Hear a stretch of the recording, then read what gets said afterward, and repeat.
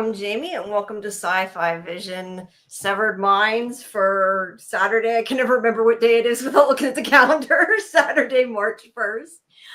Hi, Karen. Hi, how are you? I'm Doing good. I'm much better. Good. I think I look, sound, and feel better than I have for a couple weeks.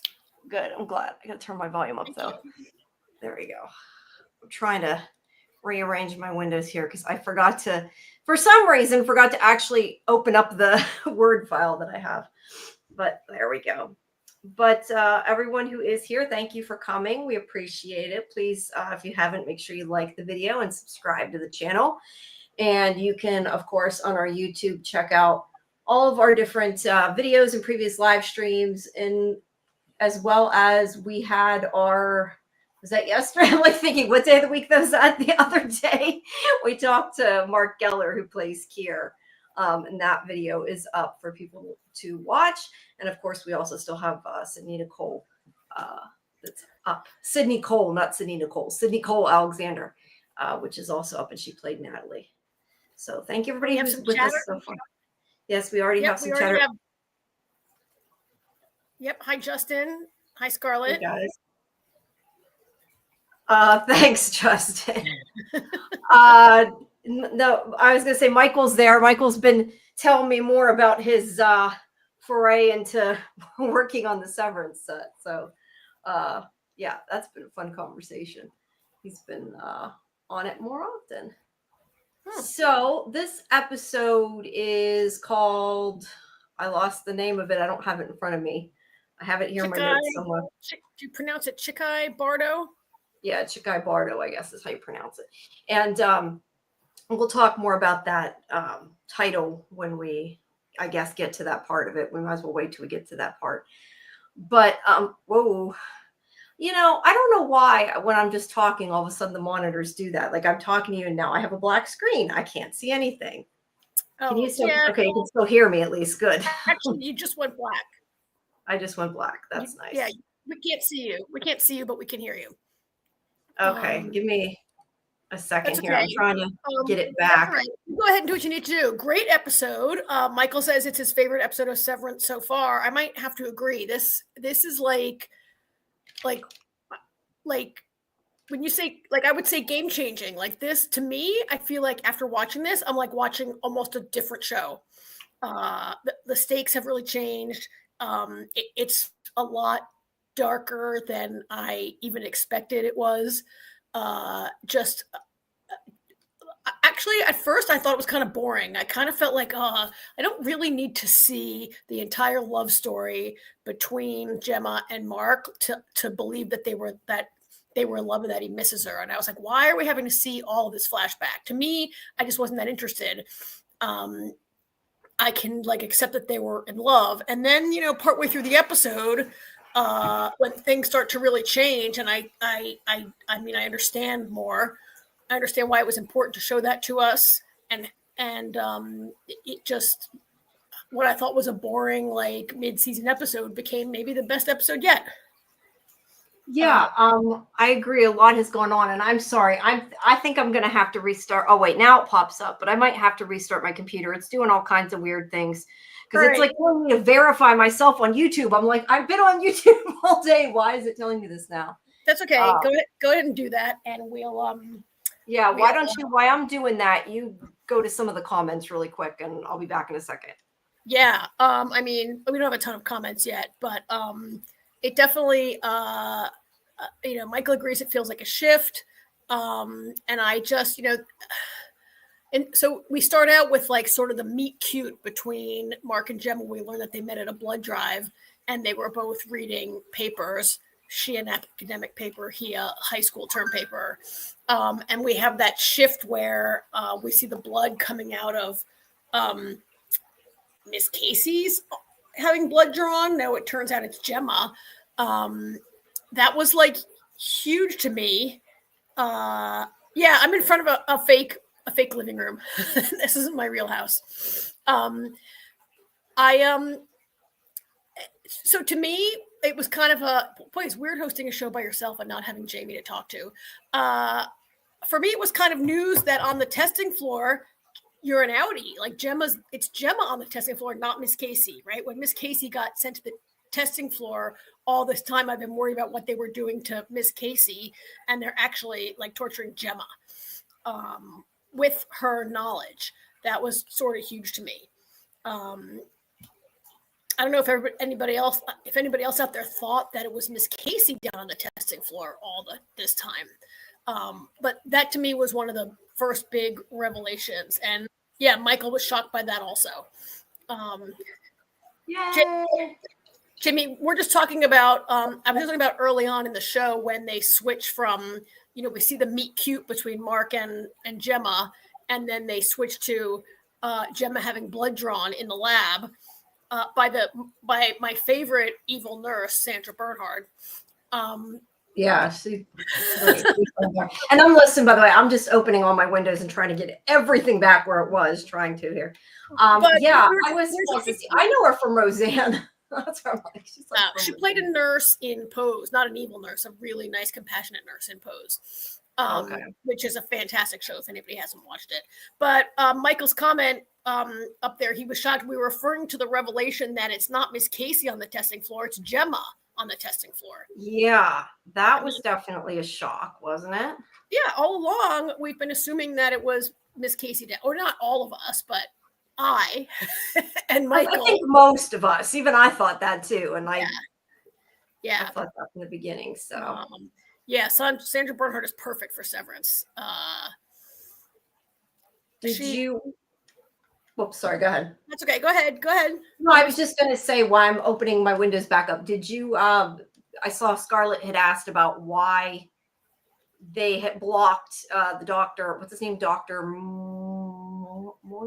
Oh, when they blocked his face, the dentist last week when he was. Yeah, what was up with that? I don't understand that either. I didn't understand that then. I don't understand that now.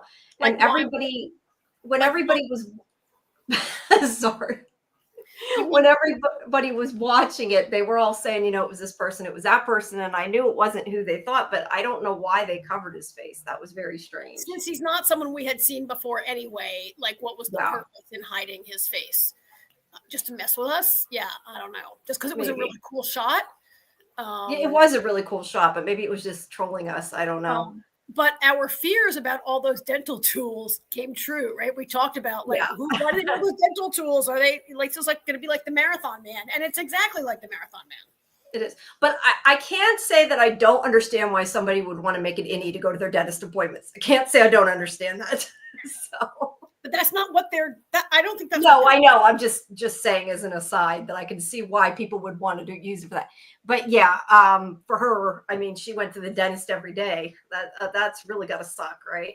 Not every day, every hour of her life, right? Sure. Yeah, not even just every day. You're right. Every hour. If it's a separate persona, which we're going to talk about. Michael, I thought maybe he was Ben Stiller also at first. I was like, is that guy Ben Stiller? But he's not, right? I could be wrong, but I think Ben is in the credits for this season, maybe for something. I can't remember, and that's why people were thinking that. I believe so. I mean, not that Internet Movie Database is always correct. I remember I remember reading something about that. Yeah. So the first thing I want to talk about, though, before I forget, because I have it marked here, is we know that a lot of this is flashback.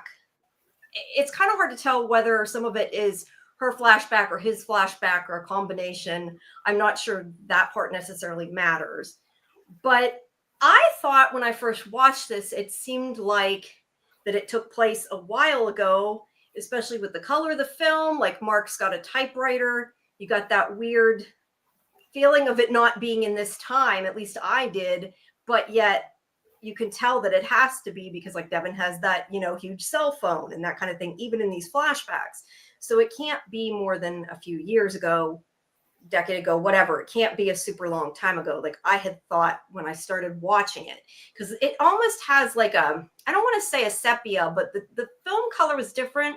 I forget, somebody in the chat was saying it was filmed on like film instead of digital. Maybe that's why it has that look. I don't know. But it definitely looked different. It had a film kind of look. It also, we're getting showered with compliments in the chat. Thank you so much.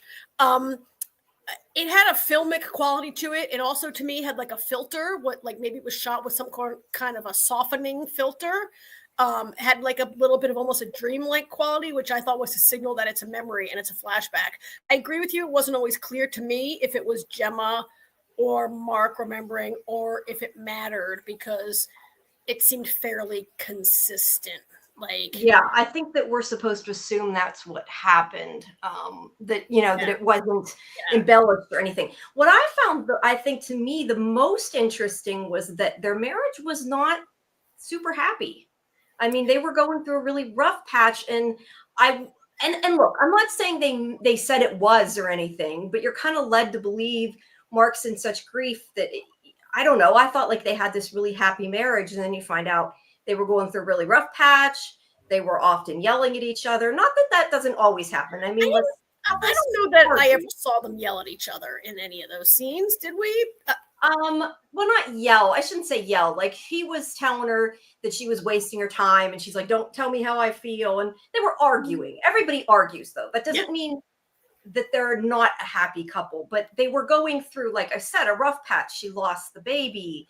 They were definitely not in a happy place. Not necessarily the relationship was bad, but just they weren't in a super happy place. And I don't know, it just sort of surprised me, I guess. I mean, I felt like they had a happy marriage, but they were under tremendous strain in their struggle with infertility, right? And I don't know what that's like.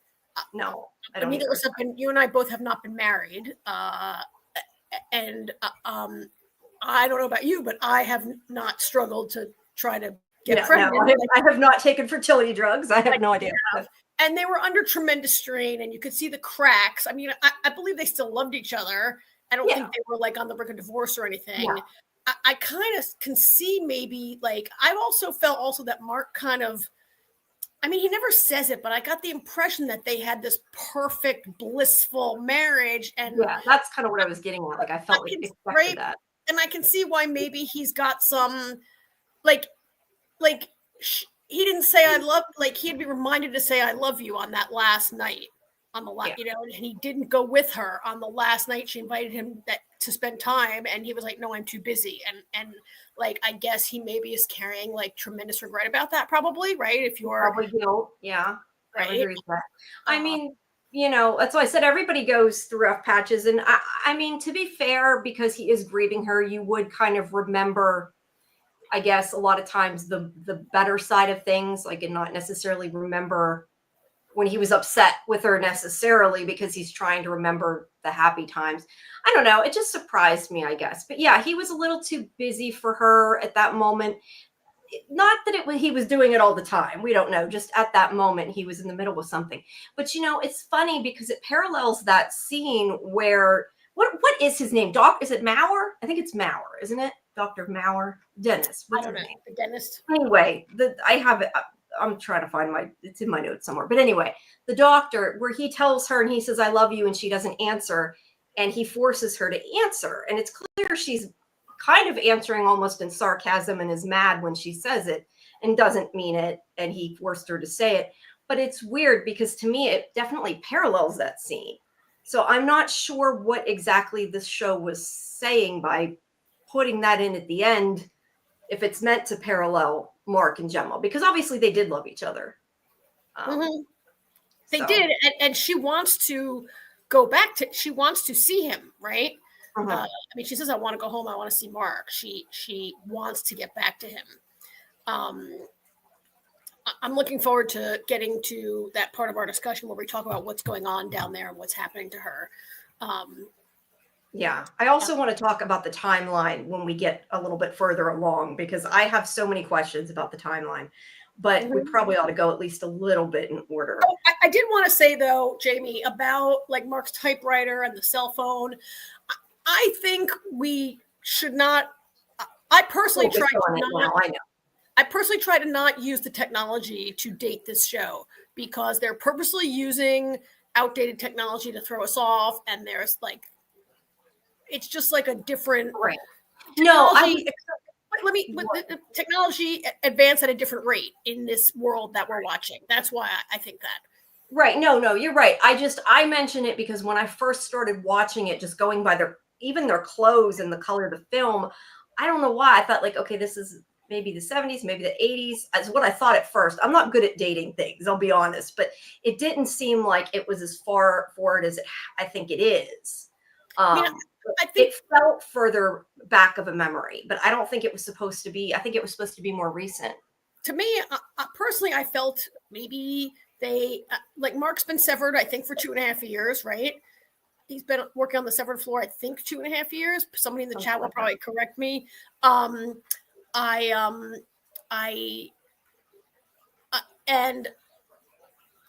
Because they didn't go to great lengths to de-age the actors digitally, like they looked a little younger, but not a lot younger. So I probably just make them younger. I mean, they mostly just used hairstyles to make Devin and facial hair to make Devin and Mark look different. Rickon and Gemma look pretty much the same. So that's why I put it maybe 10 years ago, not 20 or 25 years ago or anything like that. No. Yeah. I mean, there are timeline, like just me saying like the airline was 70s seeming, but those are severed rooms, right? The Christmas room is like 50s looking. Yeah. No, I think the color of the as dumb as that says, I think the color of the film was what made me think that the most, just the way they toned it. James says it was shot in 60 millimeter film. I mean, I think that was just a signal so you could tell the memories. You're probably right. I just, for whatever reason, it stuck out to me and didn't make tons of sense. All right. That was just my feeling. I could be totally wrong, but that was just I just was, bringing it up because I did notice it. Now, let me get my pictures here up because I should have had them up and I forgot to put them up. Sorry about that, guys. Let's see, share screen. We want image. There we go. It was weird seeing spring in Severance, not seeing snow. Yeah. Oh, that reminds me because at one point you can see snow. Did you notice, and I don't know if I got every time it happened, but there were certain times where they had flashes that were maybe like 1 frame long in between things. And I don't know if it was just to kind of like create a sense of chaos or if there was a point to it.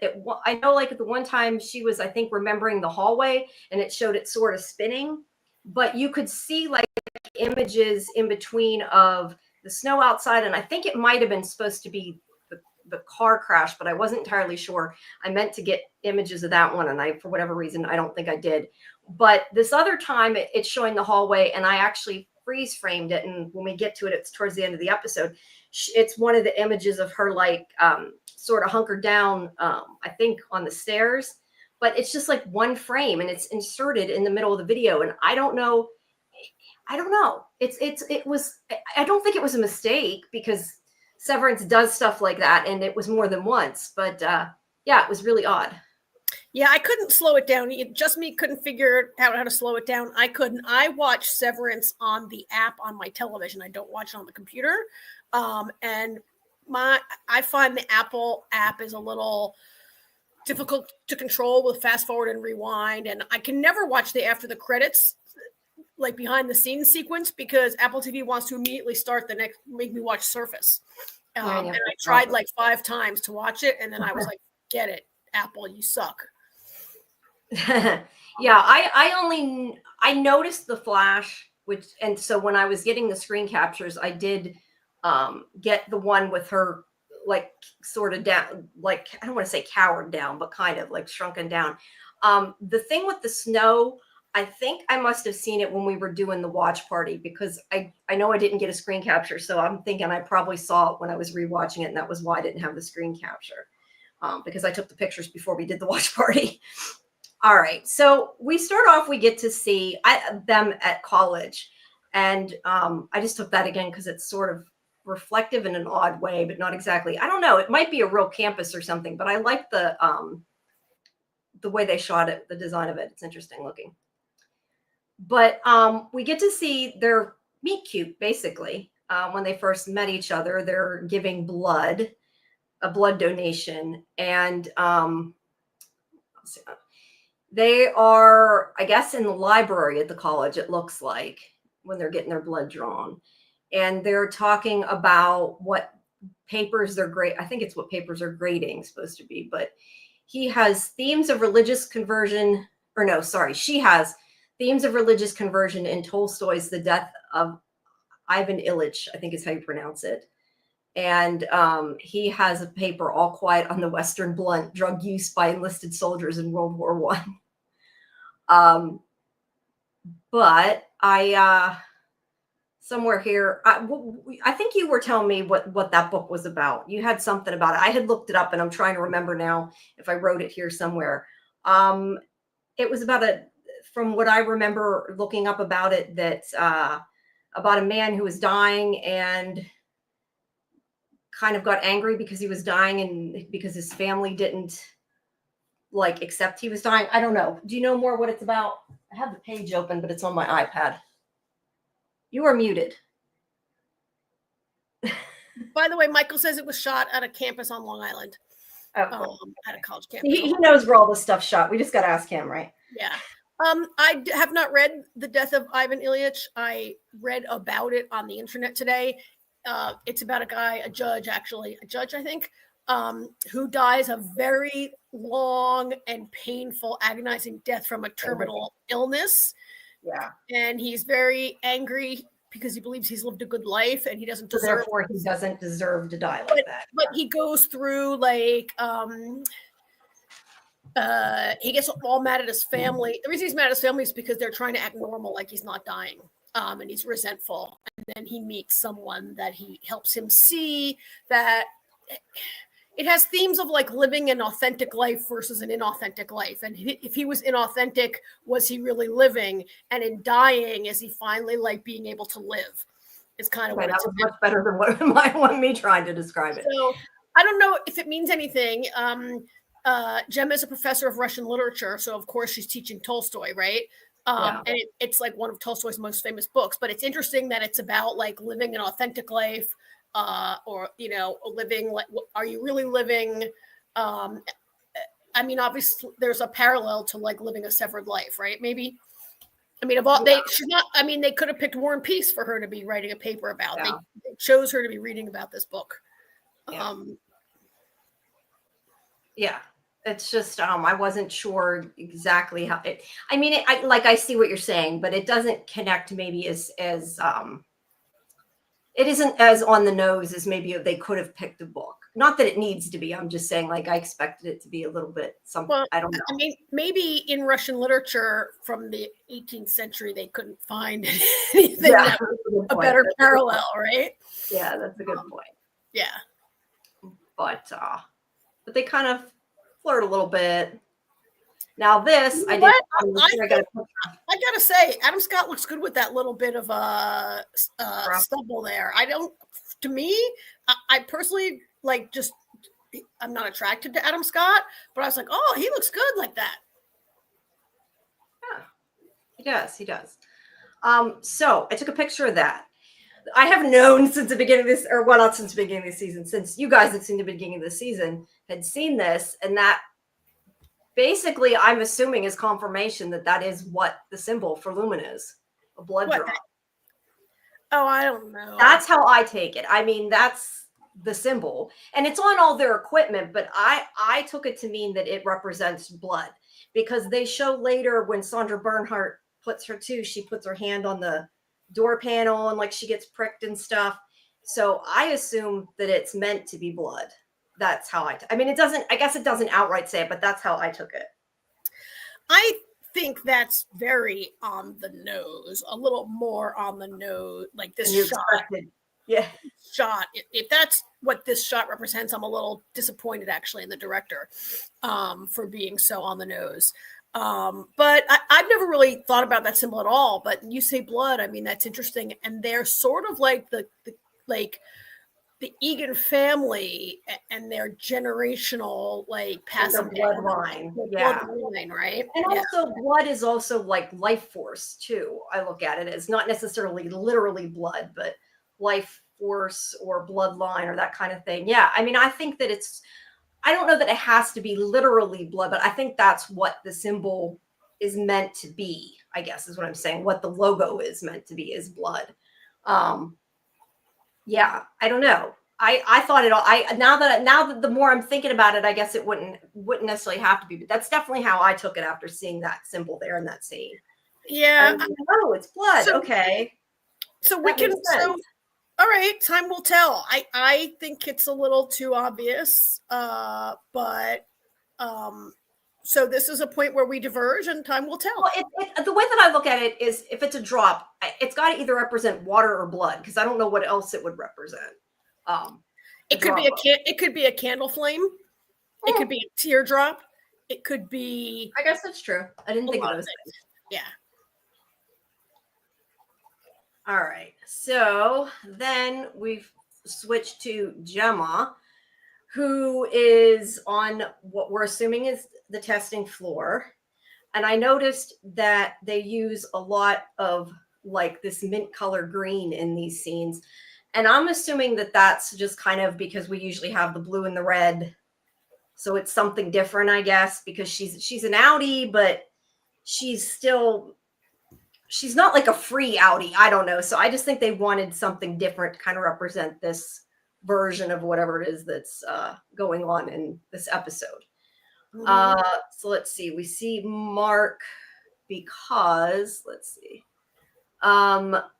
He is still knocked out, and Ragabi's checking him, and Devin is upset with what's going on and is asking if he's okay and everything, and she really won't answer her. But she tells her that Mark's reintegrating, and Devin is not happy about this, and she starts basically threatening her, and she's like, well, that's what he wants, and this is what's happening, whether you like it or not. And they kind of argue a bit. And then Devin tells her basically, well, what if I call, I think it's in this scene, isn't it? Well, first she threatens her. She says that, he just wants to know if his wife's alive. And she tells him tells her that Gemma is alive.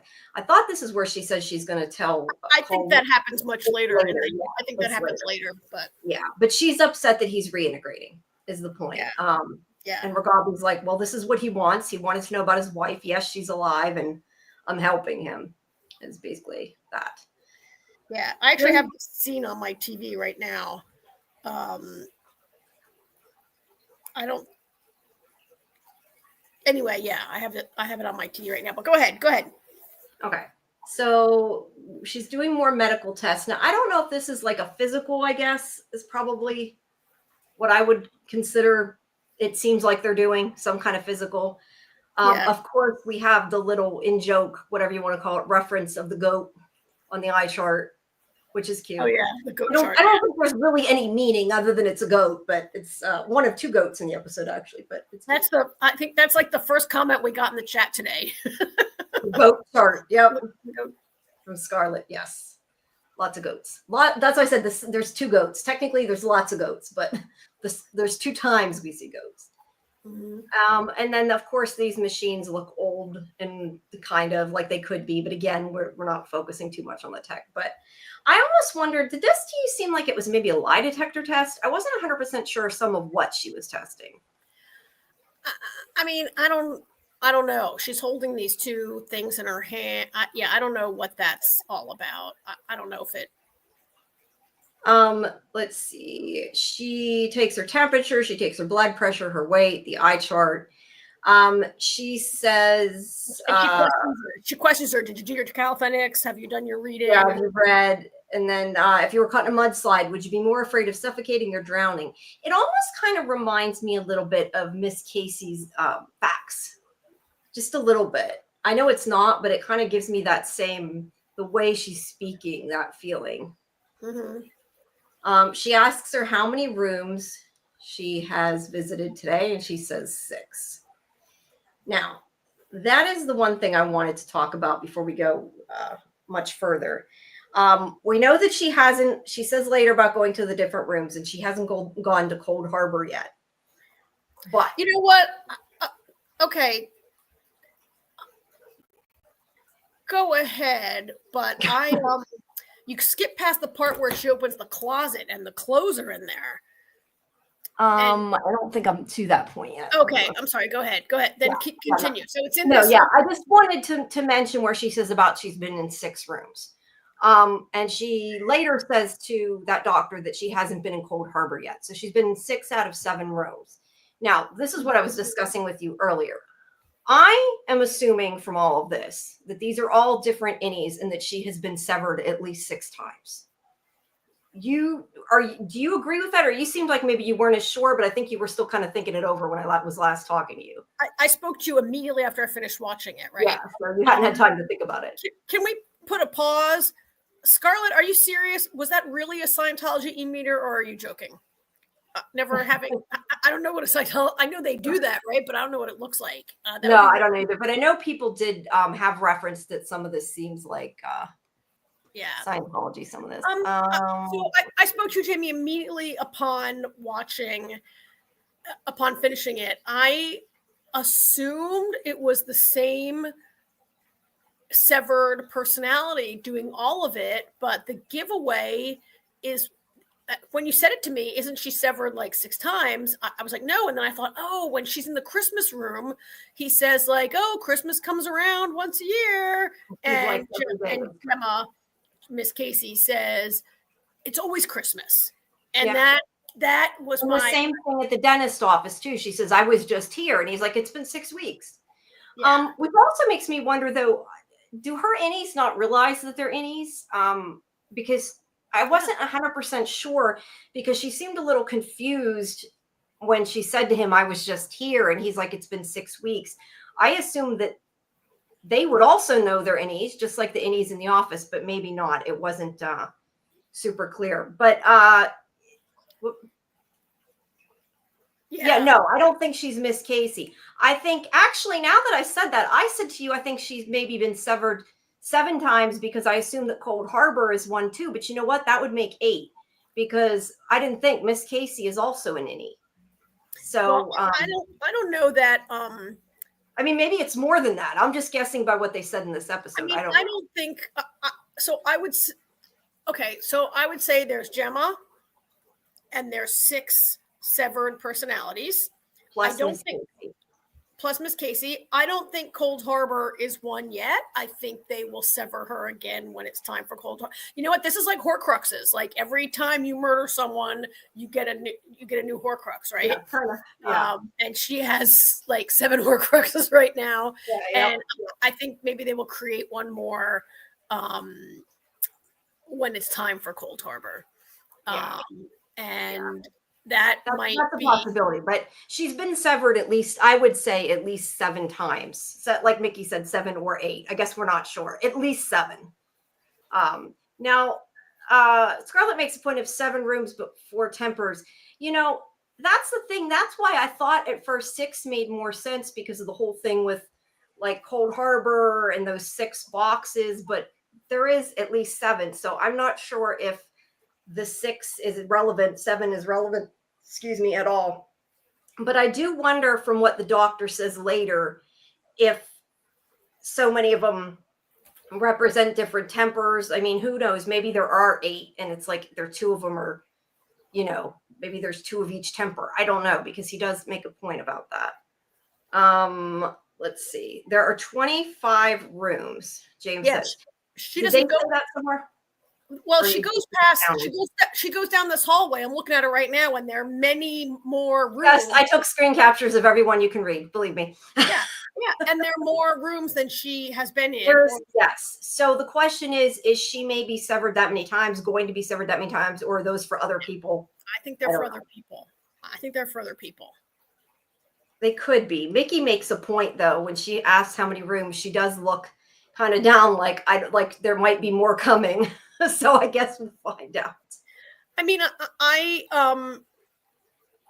maybe that's interesting, because I had kind of assumed she's down because she's in pain, like she's being tortured. These rooms are essentially torture chambers, and she comes out of them in pain, and she supposedly doesn't remember. Although let's talk later, because I think maybe she kind of remembers. I think maybe she's remembering some of what remembers the pain at any rate. I think maybe there's more, but we can talk about that later. But she's in pain and exhausted, and she may have residual feelings coming out of there or not, but I thought that's why. So that's an interesting from Mickey. It hadn't occurred to me that she knows she's going to be split again for Cold Harbor. It's definitely possible. Maybe she doesn't know how many she's been split into. Maybe for all she knows, it could be one. They could put one. Like, it's She interesting doesn't that remember it, so it could be any number of things to her. She it doesn't. could be one. It raises an interesting question. Why bother? Why not make the one severed personality do it all? Why so many different personalities? Maybe, but I kind of wonder if part of this, and maybe I'm wrong, but considering that doctor is in how many of the different her different innies of Yeah. what's going on, I think that they're trying, like, part of this is experiment, and they're trying to see if she recognizes him, maybe, and like, can she Really? tell that they're connected? That I don't know. That's what I wonder. Just because of the fact that he's now, granted, he seems to have some kind of weird obsession with her, so maybe he just wants to be in them. I don't know. But they also say how many rooms today, and she says 6. So there's a possibility that this is only 6 in this day and that there's a ton more. We really don't know, but I would say it's at least 7. Well, she was in the count this. dentist's office for 2 hours. How many can you do in one day if she's going to be 2 hours in each room? If she was 1 hour in each room, that's 6 hours. She's 2 in the dentist.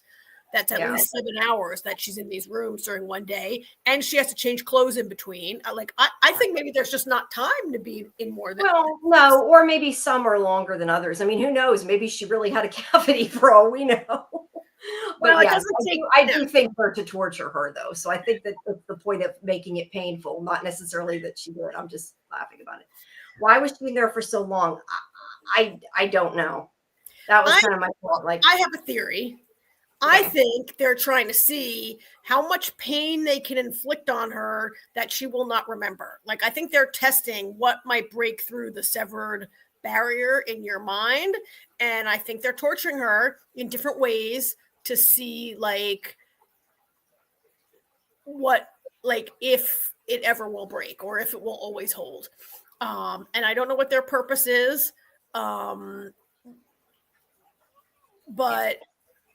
I think it was 2 hours of, like, dental work without Novocaine. I think it was, right? I think you're probably right. I thought that too, because I think the point is to put her in pain.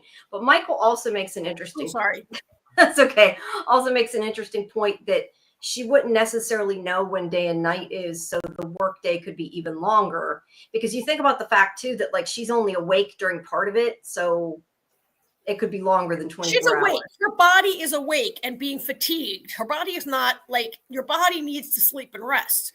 Right. But I'm saying, like, we don't know that she's only working an 8-hour day. She could be working a 16-hour day. We don't know. I don't think so, because they seem to be very concerned with the health of her body, right? Making her do calisthenics, feeding her food. I'm not saying she only works 8 hours, but I don't think she works 16 hours.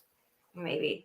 I just wonder if she is aware how long it's been, because when they later have that conversation, when he says, you've been gone for a long time, I wonder if time kind of moves differently when you're not living a full life. Like, you don't realize, you know. Oh, I think she knows. The doctor says to her, your husband remarried last year and has a baby now.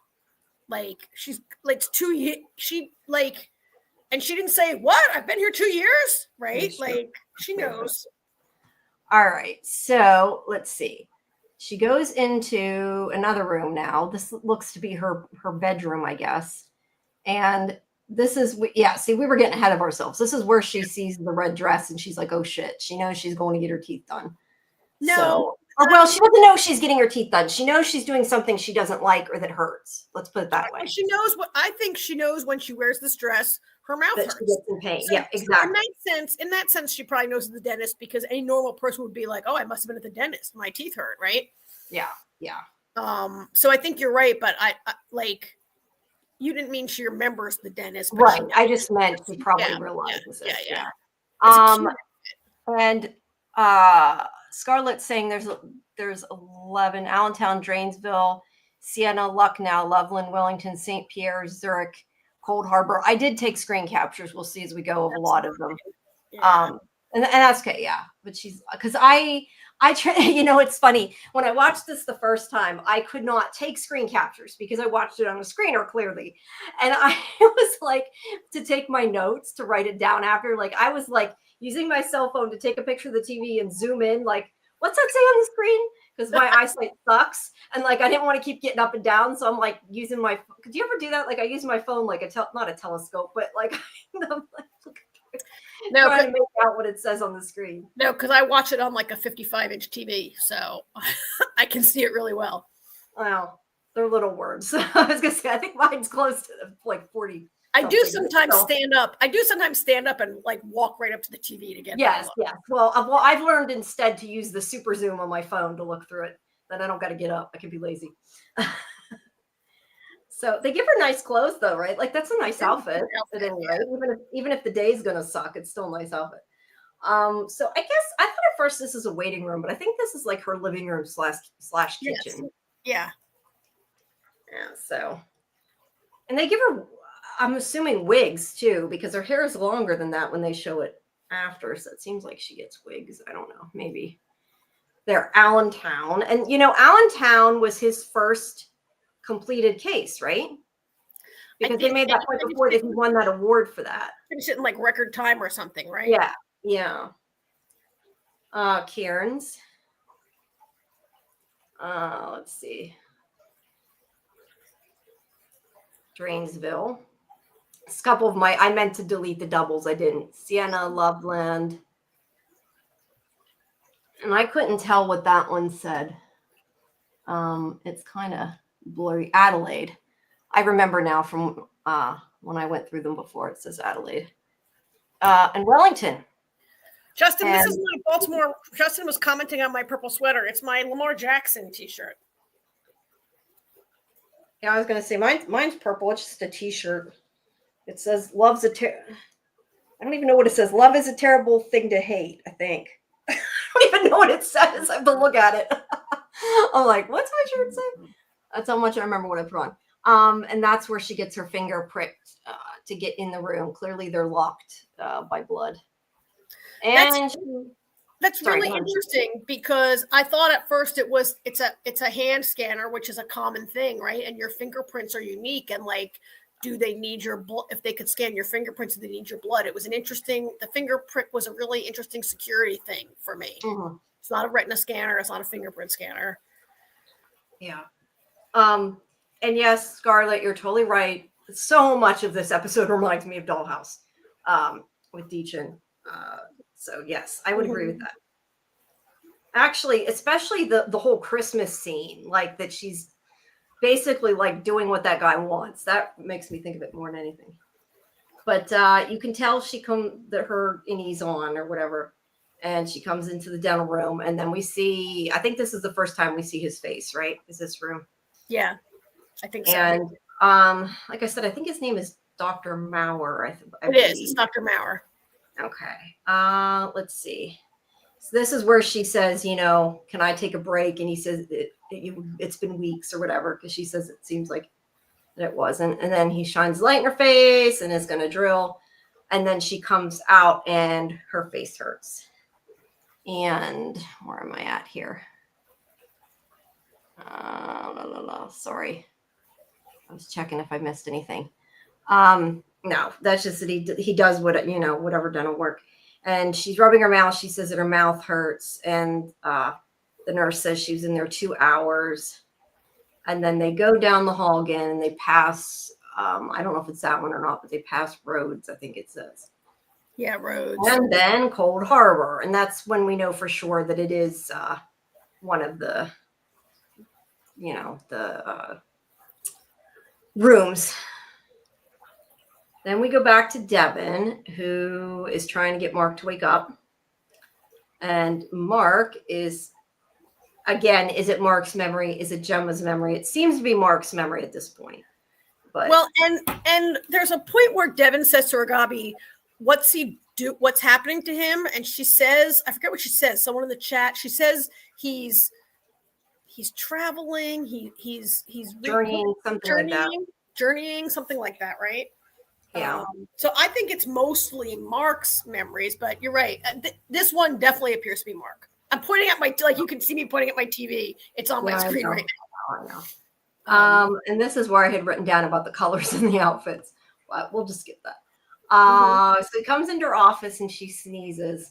And he has brought her an ant. It also, I swear I had a picture of the ant farm. I guess not. He brought her an ant farm, and that's when she says that she likes plants, not ants. And they kind of jerk around. Considering her office is full of plants, I think he knew that, and it was more a joke, but it's not 100% clear.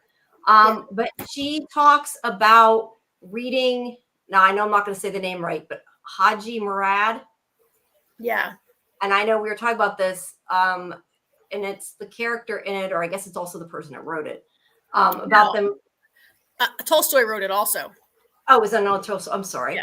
Maybe it's the name of the character. But forces to have an alliance with their enemy is what I had got from Google from the little AI summary thing. Yeah, in order to save his family. He joins with his enemy in order to save his family. He turns against his own side. Now, what that immediately makes me think, and I don't know, but what it makes me think is that could be foreshadowing that they're going to, in some way, work with Lumen, with Cobell, something. Because Devin, comments she's going to call Cobell and thinks about it. So it kind of made me wonder if that's what that's referencing, that might happen. Although for some reason my autocorrect changed it and it says Corbell. It could also reference, I think there's a theory, a school of thought out there among friends that Harmony is not, among friends, among fans, we've talked about this, that Harmony maybe is not really all up in the cult of Kier. I mean, she was raised in the cult, right? But that she maybe is not as loyal a soldier, and that she could be like, because of whoever Charlotte and the whole respirator tube and all that, the theory that she's working to take them down from the inside. Yeah, we've talked about that before. So it could maybe refer to that also, right? Yeah, it could. But either way, it could be foreshadowing something with somebody that's an enemy or somebody we think is an enemy. And I'm just looking, Scarlett sent a picture of John Travolta. This is what she's talking about with the Scientology thingy. It does kind of look similar to that. So, yeah, cool. Scarlett's on a roll tonight, she says. Yeah, Scarlett's walking. Yeah, we've got to find a connection there, right? So there's more memories. This is where it kind of flips through different memories, including the fact that he's making a crib, and she jokes he won't be able to do it. And there's French music. I'm not sure what is up with the French music that's playing, why it's there. And I finally had the name of it. Do you think I wrote it down here? No, of course I didn't. What? I think I took, because Scarlett was telling me what it could be, and then I found out from somebody in the chat what it actually was for sure. Song, now I lost it. The song. I forget what it was. Picture of it, chat. I think it's Laval. Let me see. I actually got the lyrics here, but it's on my iPad. Okay, it is love. I didn't take French. I took Spanish, so I don't know how to say it. But La Valse à Mille Temps. I don't know, but it means carousel, apparently. And it's about it says like about a merry-go-round and a carousel and going around and around, which is interesting because of the episode. I mean, I assume that that's what it's referencing, but why? I didn't really use a French song. I don't know, but that's the only thing I can think of, is that they are she is kind of going around and around in circles, essentially. So maybe I don't know. I thought maybe, I didn't really think that much about it. It seemed the kind of music she would probably listen to. Yeah. And there is there's a French, there's a Haitian poster on the wall in the room. Banque Nationale de Credit. I would like to know why the hell they have a poster of a bank, though. Well, I'm going to step away. I have that picture up on my giant TV right now. And okay. I think it could be like a print from an art exhibit that was sponsored by the bank, or that was at the bank headquarters or something. I don't There, I know it's the National Bank of Haiti, and there's this weird is it weird? I don't know. You're right. That could be maybe it's a vintage advertisement. Yeah. Maybe it's a vintage advertisement for the bank. Right. It could be, or it could not be what's actually in the picture, but just who sponsored it or whatever. It's just a weird thing to see on the wall about a bank, I thought. There I have the name of the song. I just was looking at the wrong place. But there's different flashes of James says the Egan's. That makes sense with Carousel. That it could be referencing that. That definitely makes sense. Yeah. So it shows. I feel like Mark buying a crib was like this huge. Well, we know that Mark doesn't have a child now, and I guess never did. I felt like that crib is like the huge foreshadowing that like this is not going to go in a happy direction. Yeah. Like, first I wasn't sure if it was a crib or a bed, because it could have been a bed, but if you look at the box, you can tell it's a crib. I feel like every TV show where people like buy the crib before they get pregnant, like this is, or they set up the nursery before they get pregnant, this is where it goes, right? Yeah. I'm assuming she's not pregnant yet. Now, she does basically tell Devin she's pregnant, so it's possible they know she's pregnant at this point, but I agree. It seems like maybe she doesn't know yet. I don't think the timeline is that compressed. I mean, we see him. No, because they keep showing flashes of time passing. I agree with you. I'm just saying, I don't think she's supposed to know if she's pregnant yet or be pregnant yet. They show her in this red dress and red flowers. I don't know if there's a point that it went from like the pink flowers to red flowers, and it's just like a spring, summer, whatever, like showing the seasons changing, I guess. And yet, yes, Allentown is the Christmas room, Scarlett. I'm glad you wrote all those down. I'm never going to remember all them, but that's good that there's that many. I'll have to. Actually, I'm going to, because I don't think I can copy. I don't think you can copy chat. Can you? I'm just going to be weird and take a picture of the screen because I'm taking a picture of all the ones she wrote out. So ignore me. That's what that was for. Okay, so they are having dinner with Devin and Rickon. And talking about climbing Everest. So this was like maybe the biggest surprise of the entire show, that Rickon is like a super like sporty guy and a champion like climber, and not champion, but really into climbing and bouldering since he was a child. Like, I just never looked at that guy and thought outdoor sports enthusiast, climbing enthusiast. No, I agree. I hadn't either. I think that this trip might be what he references in his book too. I have to go back and reread that chapter in the book, because I remember him saying something about when he was out with it was insinuating it was his brother-in-law and Gemma, but I don't think it actually said who it was. But I think it was in reference to this trip that they're talking about. But whenever Devin offers her a drink, she is like, no, and she gets it. That probably means she's pregnant. We're to assume she's pregnant at this point. Until she goes in the... I mean, sorry, go ahead. I thought she might be pregnant, but she... By the way, they weren't on Everest. She says it was like Everest in the conversation. They didn't actually go to Mount Everest, but like the fact that she like very coyly sort of like doesn't, like, I wondered, maybe she thinks she's pregnant. She clearly hasn't told Mark yet, or clearly doesn't want Devin to say anything, doesn't want Rick, it's like too early. And then I thought, well, maybe she's just trying and doesn't want to be drinking while she's trying. And Devin's smiling because, like, oh, you're trying to get pregnant. That's so great, right? But there's I just assumed she was pregnant and that he knew it. I didn't think he doesn't know it. I mean, he seems to know immediately what's wrong when he finds her in the bathroom when she lost the baby. So I have to assume that he knew she was pregnant, or he would have been like surprised.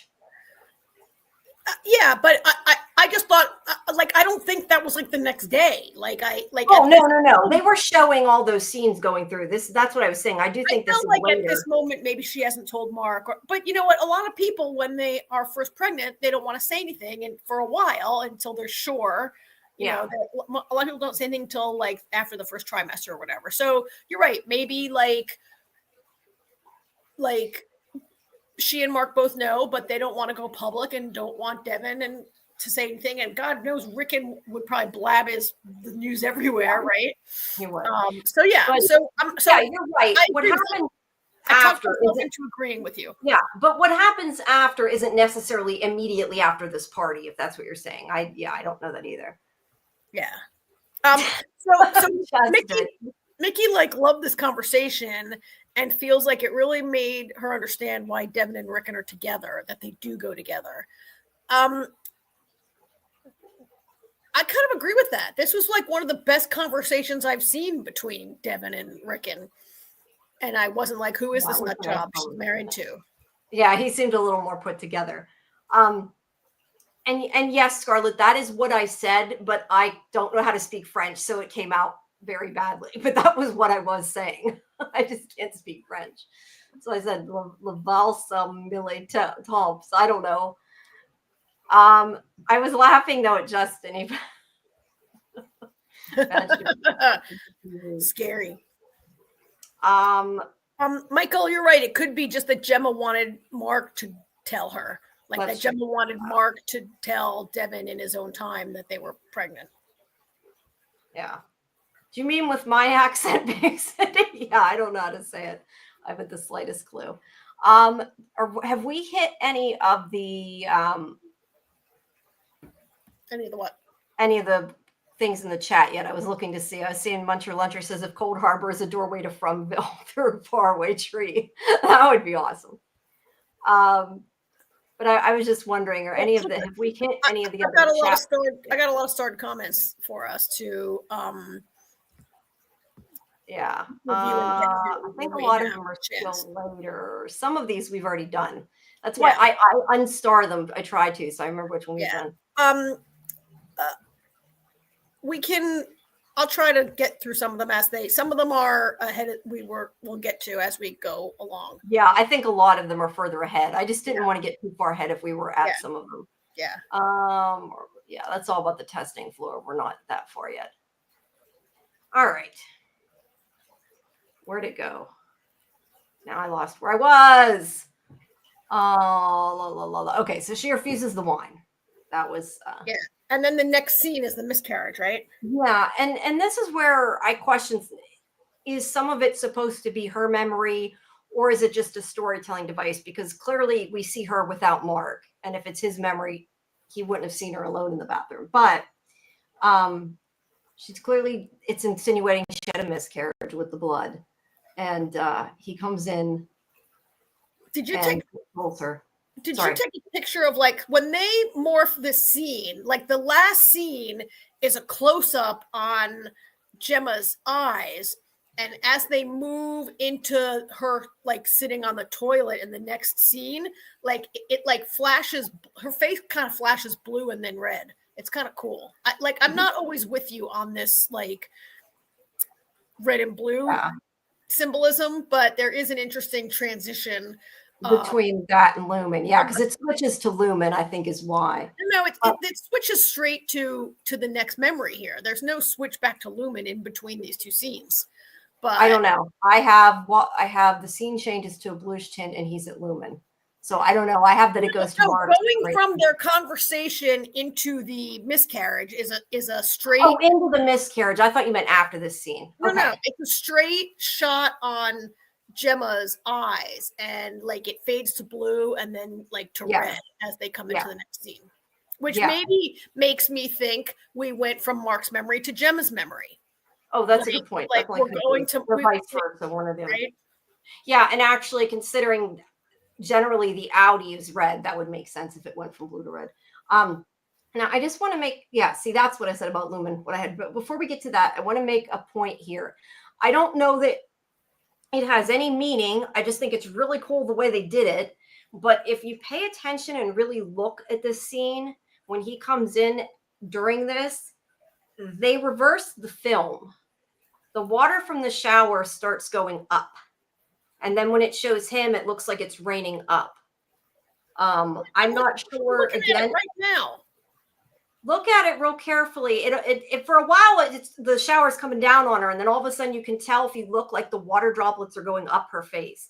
I mean, it's possible that they just reversed the film to get a different shot, but I assume it was intentional and it looks really cool because it looks like it's raining up when they show his face right after that too.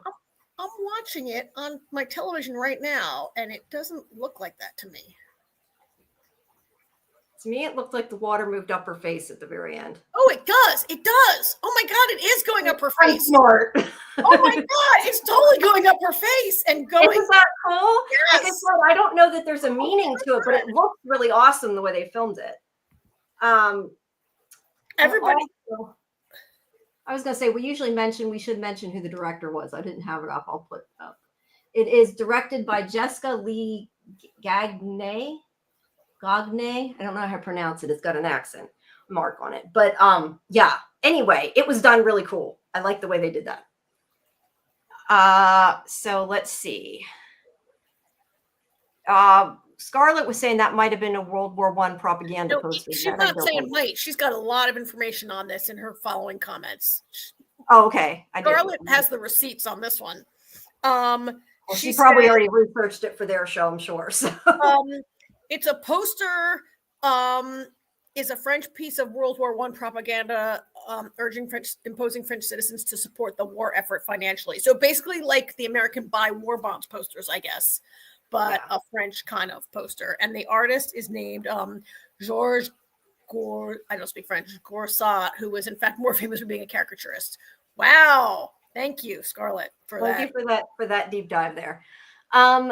Mickey said, did anyone hear what they were saying in the background? Rickon was talking about turning pee into drinkable water. That part I missed. I guess I didn't listen to the whole thing. You could do that. You could pee is sterile. No, you can. Like mostly water, and but he's very. I don't know that I would want to do it, but you can. I heard that he's way more of an outdoorsman than I could possibly have imagined. Right? Yeah. Now they're talking about his mustache. All City says Rickon's mustache was stunning, and Michael says it looks even more like him with the mustache. Because Michael is his stand-in. That's what I found out over these past few days, which is really cool. Who, Mike Adam Scott stand-in? No, the one who plays Rickon. Oh, Rickon stand-in. Yeah. So. Oh, hey, got like the same color hair. Yeah, that's pretty cool. I was not expecting to have so much affection for Gemma in only one episode of work. Yeah, it made me like Gemma and feel bad for Gemma a lot. Like I think it changed my opinion a bit of him too. Yeah, it actually made me. It is my favorite. So I'm not really sure how our actress Miss Lockman pronounces her first name. They said Deachin in the behind the scenes thing. Yeah, because I paid attention because I didn't know how to say it either. All these years we've talked about her, I never found out how to say her name. This is my favorite piece of her. I'd say this is my favorite piece of her work. Yeah, I would agree. I would agree. And liking Gemma so much in this episode has made me like that actress more. Yeah. Let's see. Yeah, see, Mackie says about the water. Whoops. Oh, yeah. Yeah, it was going up. I told you, see? My mind. All City says this was this director's debut. Unbelievable. Yeah, that is unbelievable. Your debut is this incredible episode of Severance. Wow. Yeah, definitely. And Scarlett also says it was a 9-year relationship. They probably did say that at some point and had missed this. And yeah, Michael was saying this earlier too, that Gemma and Mark's house, the director was living in that house when they were filming this. So that's pretty cool. Or at least I think he meant when they were filming this. Maybe he means actually their house. I don't know. Have to be a little more clear, but that's cool. Jamie, Scarlett's asking, have you listened to Rickon's audiobook? I have not. I read the beginning of it, not the audio part. I was reading it. And that was the 1 week it came out. And you know what? I honestly forgot to finish it. I got to go back to it. I had intended to, but with everything going on, I just completely forgot to go back to it. And yeah, that's what I was saying. I think in that book, he's talking about a trip he had with them, I believe. And I think it is referencing that time. It doesn't outright say their name, but it's implied that he's talking about the two of them. Well, in that conversation, they're talking about a trip that Devin and Rickon took, and aren't they saying like you should go with us sometime? Well, yeah, I guess it couldn't be that exact trip then. It would have to be a different trip. But they were telling something. He was telling about a trip, and that the two of them went. There was something about a beehive. I don't like I said, it's been a while, and I didn't finish the book. I need to go back and finish it. I really should have. Let's see. Back to the scene that we're discussing. I thought that she's wearing a mint green nightie in this scene. Yeah, I thought it was like a slip or a nightgown or something like that. Nightie, but I was interested how the color mirrors the color that she wears in the lab on the separate floor. Yeah, it does. You are correct. So, let's see. And Michael's saying the director was renting the house, and they couldn't find a good location, so they decided to film it there. I'm really, really interested in getting all these behind the scenes things. I love that. I love hearing things like that. So thank you for that. All right. So this is where it switches to his memory of Lumen and Miss Casey. And this is the scene where Miss Casey is there to observe Helly, to look for signs of sadness and verbally encourage her to forgo suicide attempts. I never thought about it until now, but that's kind of an appropriate scene, isn't it? Because it's like right now sort of about Gemma and her grief losing the baby. I mean, I'm not saying she was suicidal, but just the scene that they picked actually kind of makes sense with that. It connects in a way. Not exactly. I'm just saying it's a sad scene. This is a scene we've seen before, though. This is a scene that we've seen before. Yes. Now this is when we see the wires, and this is where Michael's saying it blows his mind it wasn't CGI. It is a really, I didn't know that it wasn't CGI until he said that. I would have assumed it was too. But that is really cool the way they do that. I think I got a couple. They show the computer wires, and clearly they're blue. Oh my God. They're just, dark, and it's just dark, and there's just light. Well, I know, but it's going from the and there are blue wires in the world. No, I know, but it's going from the any world to the green room here. Now, this is like super interesting. We see this guy, and I did not look. I meant to look and forgot, but this, I think that I was going to see if it said it. Hold on. I want to see if it's actually in there. It tells us. I think that, I don't know. What, Jamie? I am wondering, I don't know. It has the real actors listed, which they're not actually in the episode. So I don't know, but people have stated that these might be, yeah, we're too much. Wait, you do this so much, you go down. Sometimes we go a little nuts. We get it. Yeah, that's okay. Michael says that it's Adam Scott's stand-in, and he got a part in the show. That's cool. Well, see, you need to tell them that you need a part. You're Rick and stand-in. Tell them to make a scene where you can go in and be on camera. I mean, he had the back of his head on camera. Come on. Yeah, well, that's true. Yes, but I mean, you know what I mean. But I was just going to say, though, some people said that these were their doubles from Woe's Hollow, and I don't know whether they are. It's not listed in the credits. That's what I was trying to figure out. So I don't know. But we see he is watching Mark. He's watching surveillance, I guess. But he also sees Mark's computer screens, too. He's kind of scanning through different things because the percentages in that changes. You can see that's Drainsville, probably when she was in there, I'm assuming.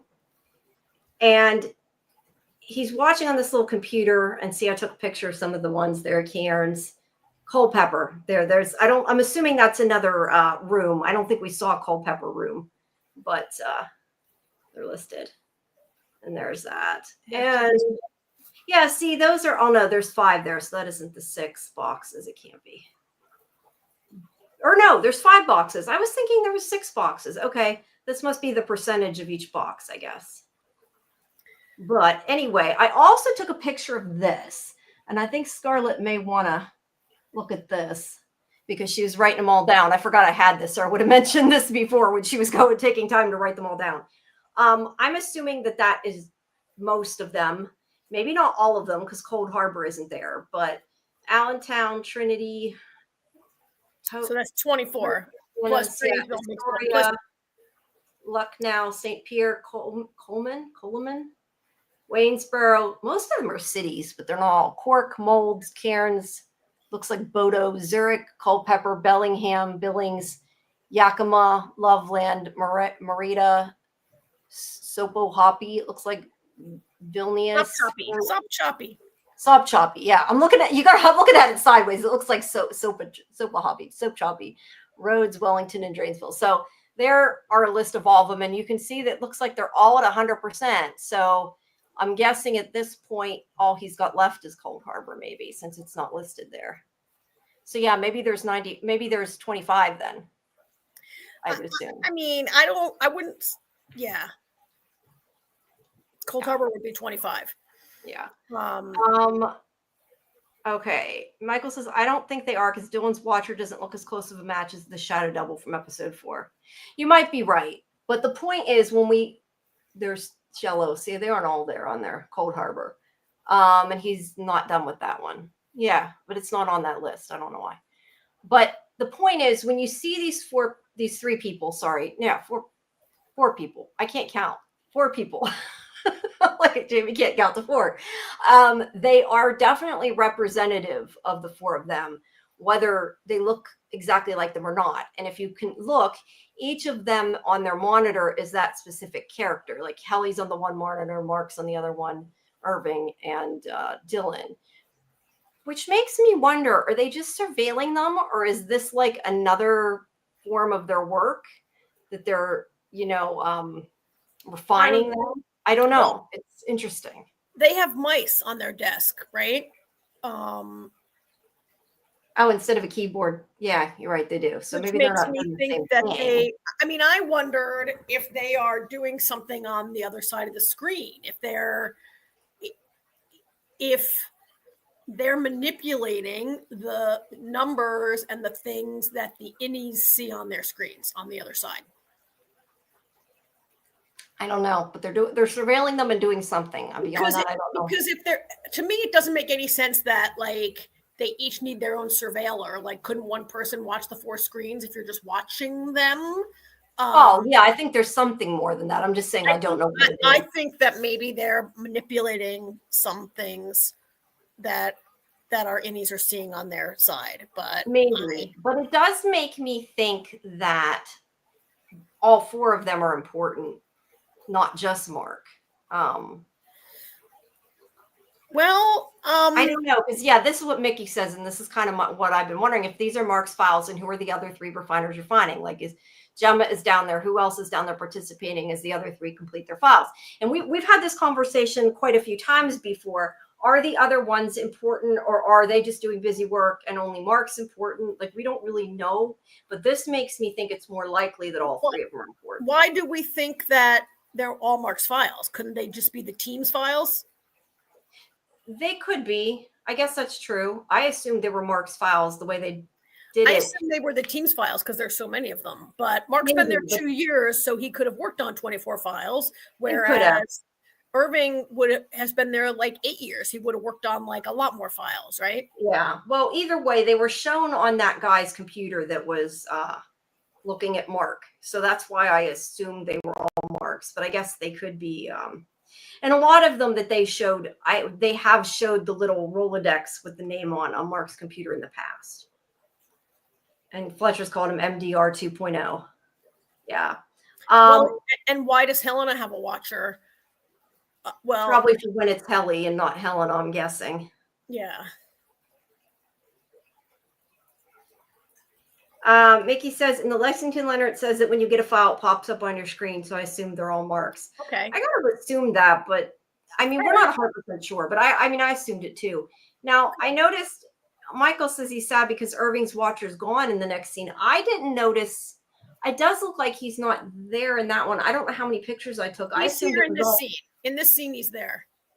Yeah, I just assumed. Well, Yeah, he's there with that one, but I didn't realize he disappeared at one point. When we see them later. Which I'm assuming is just because it's taking place over different periods of time. And I don't know, Fletcher's saying, is this the best episode of the season? I don't know. What do you think, Karen? I think it's the most informative episode of the season. I don't know that it's necessarily the best. I just think it's a really cool episode because we get information. So much is going on. It's crazy. I mean, I've been saying all season, this is the episode that there's a lot to talk about, you know? I mean, Fletcher, before you joined us, we, like many of us, agreed it was certainly a game changer. Is it the best? I'm trying to think if there's an episode I liked better. I like this better than the retreat episode, which I think it might be the best episode because I think, for me, it's the best episode. And the game changiness and the information dump is part of why it's the best episode for me. Yeah, definitely one of them. I have to wonder, though, the fact that they're watching or changing or doing something to the four of them, why is it significant? Like, why do they look like them, sort of? Like, it's clear that they each have one representing one of them, you know, which is very interesting. I don't know what it means. Like, maybe they aren't real. I don't know, but it's just odd that they did. Or it might have just been to be funny. I mean, let's be honest. This show is so weird, Yeah, the testing floor feels like the Dharma Initiative of Severance. It does. All right, now where was I at? Okay, so so there's one for each of the people on the severed floor. I wonder how many offices there are like this, though. Like, we only really know our 4 people. But Drummond is there, and he asks if the severance barriers are holding. And it was like speeding through footage, and it slows back down here. And okay, the guy standing with him, that is definitely that Dr. Maurer with a mustache in that tracksuit. I don't know what room it's from that he's dressed up for, but it is the same guy. I know when I watched this the first time, I kept going back to check these were all the same people. That is him. He's wearing a whistle. He's a coach. And in the next scene, and it switches to Gemma's wearing sort of like an athletic kind of outfit, like a volleyball uniform, cheerleading uniform kind of thing in the next shot. So there's some sort of sports room involved. Yeah. Well, I mean, to be fair, we don't know that every room is torture. We've only seen the bad rooms. Like, maybe this is one of the good rooms, especially if some of them are meant to represent the Tempers. So maybe this is a more fun I don't think they represent the Tempers because there's so many of them. And but I could be totally wrong. I could be totally wrong. I don't think that right now. Well, I just know whatever they're refining, they are like separating them into what the numbers make them feel and everything, which is what makes me think too that it's connected. But I don't know. Nikki says they are refining data from the refiners and turning it into code so they can repeat the algorithm again. Then the need for refiners won't be needed because it'll all be code. Maybe. Yeah. Wow. Yeah. Let's see. Mickey is waiting for Cobell to come back. Fletcher likes this episode, the 4th episode in the season finale. They represent the other emotions that Cobell listed off in that one scene. Now that he said that, I forgot there are a list of 7 something. What are 7? What the hell? 7 something. What are they? 7? I don't know. I can't remember everything from the show. No, I know, but now that he said that, I remember there are. I don't know. There are 7. Looking for it to see if I can find it, but it's all just giving me stuff on episode 7. That's not helping. Anyway, there are 7 something that they mentioned in one of the other episodes, and I don't for the life remember what it is. Yeah, Michael can't remember either. If somebody remembers, tell me. We've mentioned them before. I just don't remember. Yeah. But anyway, my point was that is Dr. Maurer that are in all these different rooms and talking to Drummond. So this is where, so they're watching Gemma and where'd it go? Let's see. He says he tells him yes, the technology is working. And Drummond, excuse me, thinks that he likes Gemma. And he says she's easy to like, and she's fond of him too, which is total bullshit. But he says that. He's a creeper. That dude is a creeper. He is totally a creeper. And then Drummond says, "Didn't she try to break your fingers?" I feel like there's some kind of joke in there where one of them's like, "Oh yeah," like you know how you see those scenes and they're like, "That's what made him fall in love" or something like that. I took it. I took it as like a clue that Gemma has tried to escape before. Oh yeah, I definitely don't think she likes him. I just meant it makes me think of other scenes where you see that in a show and they say something like that. But yeah, she's definitely hurt him or tried to escape. Like you said, 9 different virtues. That I think that is it, Mickey. I think you're right, but I think it was 9. You said 9. I thought it was 7. Wait, let me look it up. Maybe there are 9. Maybe there are 9, and if there are, that would make me think she's severed 9 times. But maybe the 9th is Gemma. Like we said 8, so that actually the 9 core principles is what they're called. They're not actually called virtues, but that's the same thing. But that they're called principles. I found it, and I do remember it. But do you think it showed me a list? No, of course not. Hold on, I'm looking. I'm Googling. 4 tempers and 9 principles. I know it is somewhere. Okay.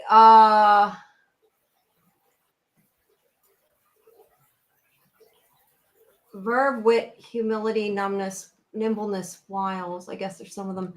See, those are the things I think he's saying later is the principles then, not the I guess.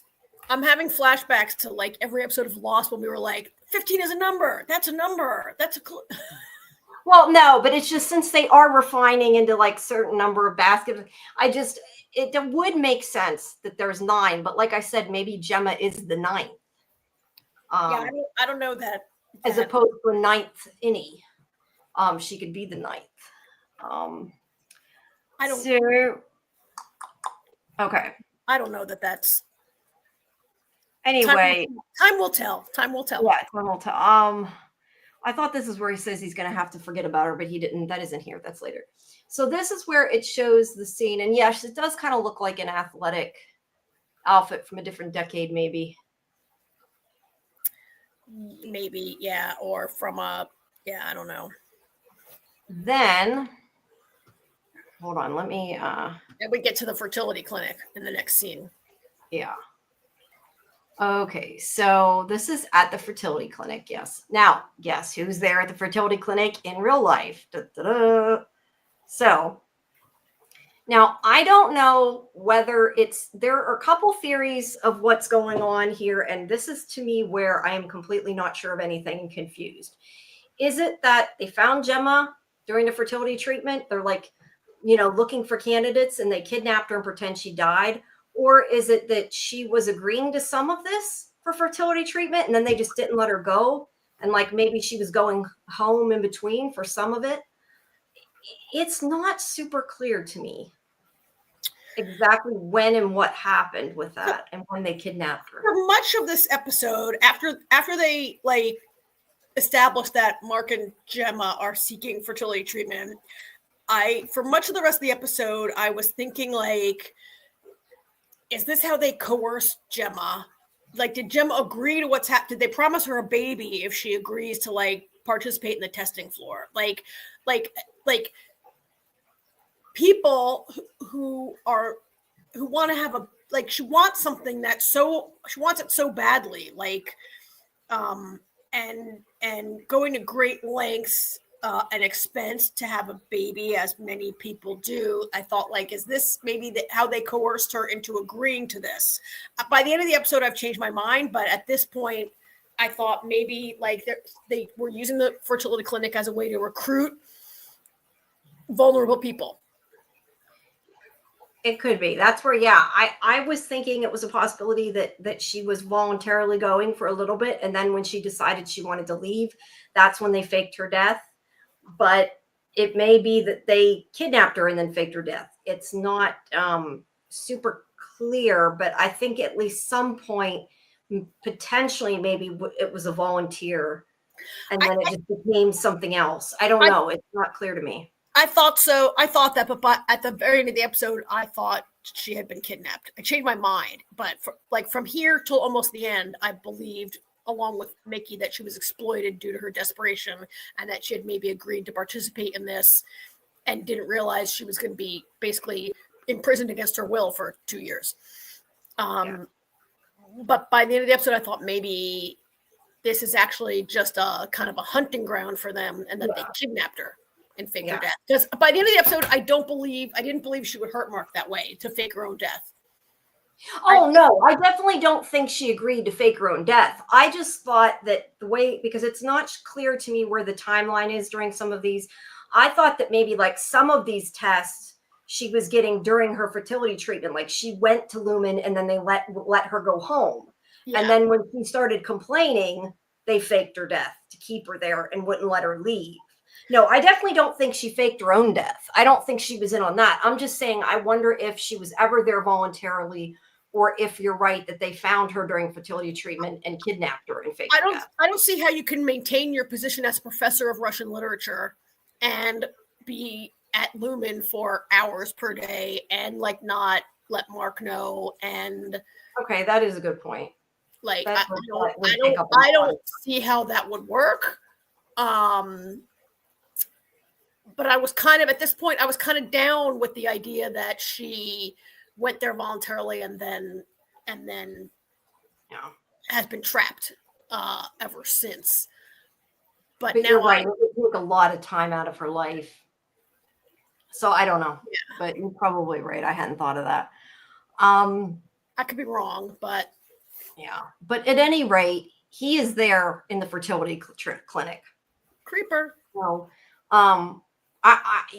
we know that he's not just a Lumen employee, or that this company is, I guess, owned by Lumen. Could also be the fact. I mean, maybe he's a doctor too. I don't know. But they are watching this little girl while they're sitting there playing. I wonder if she's somebody's little girl. She's cute.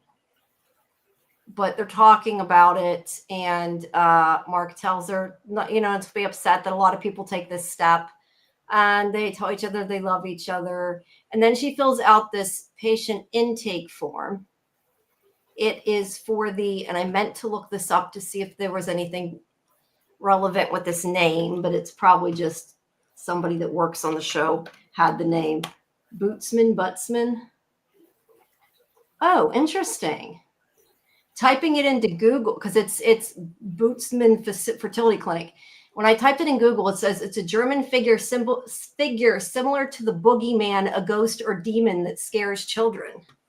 So that's very interesting. That would make sense, because clearly they're not a good place. But there's also a drop up top, which makes me think it's owned by Lumen. It can't be a total front. Like, are all those people in there going to have their like you can't have every woman who comes to your fertility clinic like fake her own death and get kidnapped because no, you're right. They probably actually have a fertility. There's a legitimate fertility business going on there also.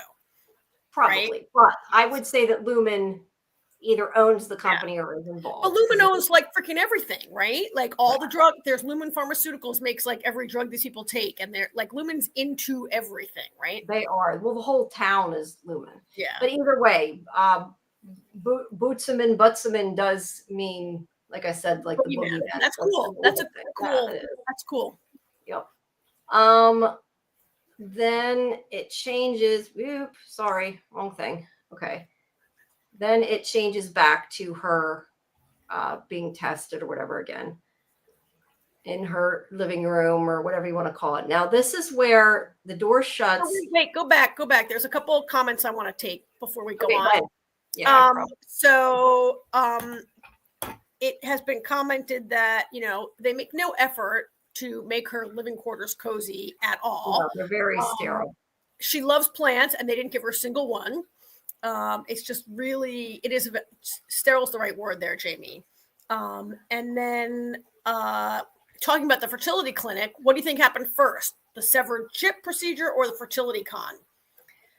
I think fertility first. I think the fertility con. I think fertility clinic was the entry point for Lumen to find her. I don't think that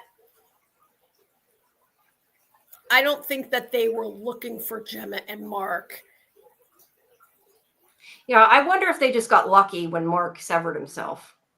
Yes, I think that explains why Mark is important. I think that they whatever reason whatever they're doing with Gemma, they got lucky when Mark applied for severance through his grief, and he's important now because they have both halves of the couple.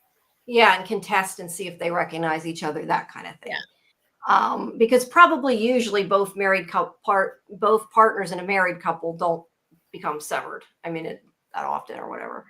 Or not, at least not one's on the testing floor and one's on the severed floor anyway. Yeah. So let's see. So this is where it shows when the door shuts, it shows different flashes of things. Now I have to mention too, when they show the testing floor, I'm not actually sure anymore that the hallway is black, because later it makes me think the hallway's white, but there's no lights on, and it's just not lighting up like the other hallways. Did you notice? Yeah, later when she walks down the hallway, as each panel lights up as she takes a step past it, right? Right. So I don't think it's actually literally black, although the hallway to the break room's dark, but I don't think that one is. Now that shows that, I guess it's spinning, because this is the floor and this is the ceiling, seems to be.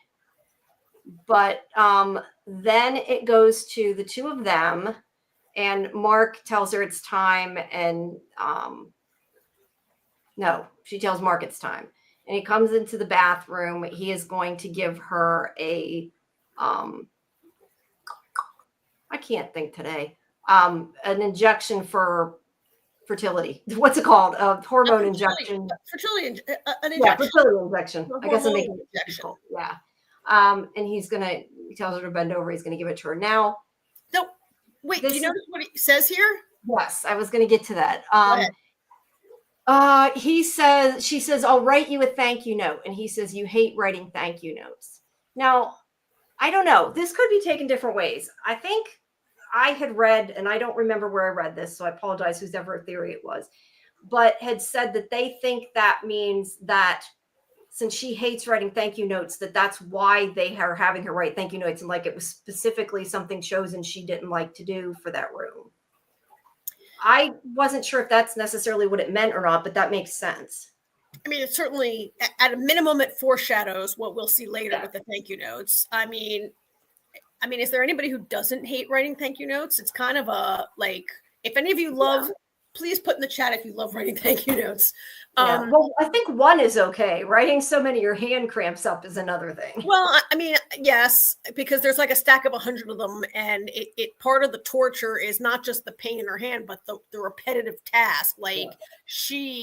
This personality only writes thank you notes. So I guess maybe it's a combination of all those things.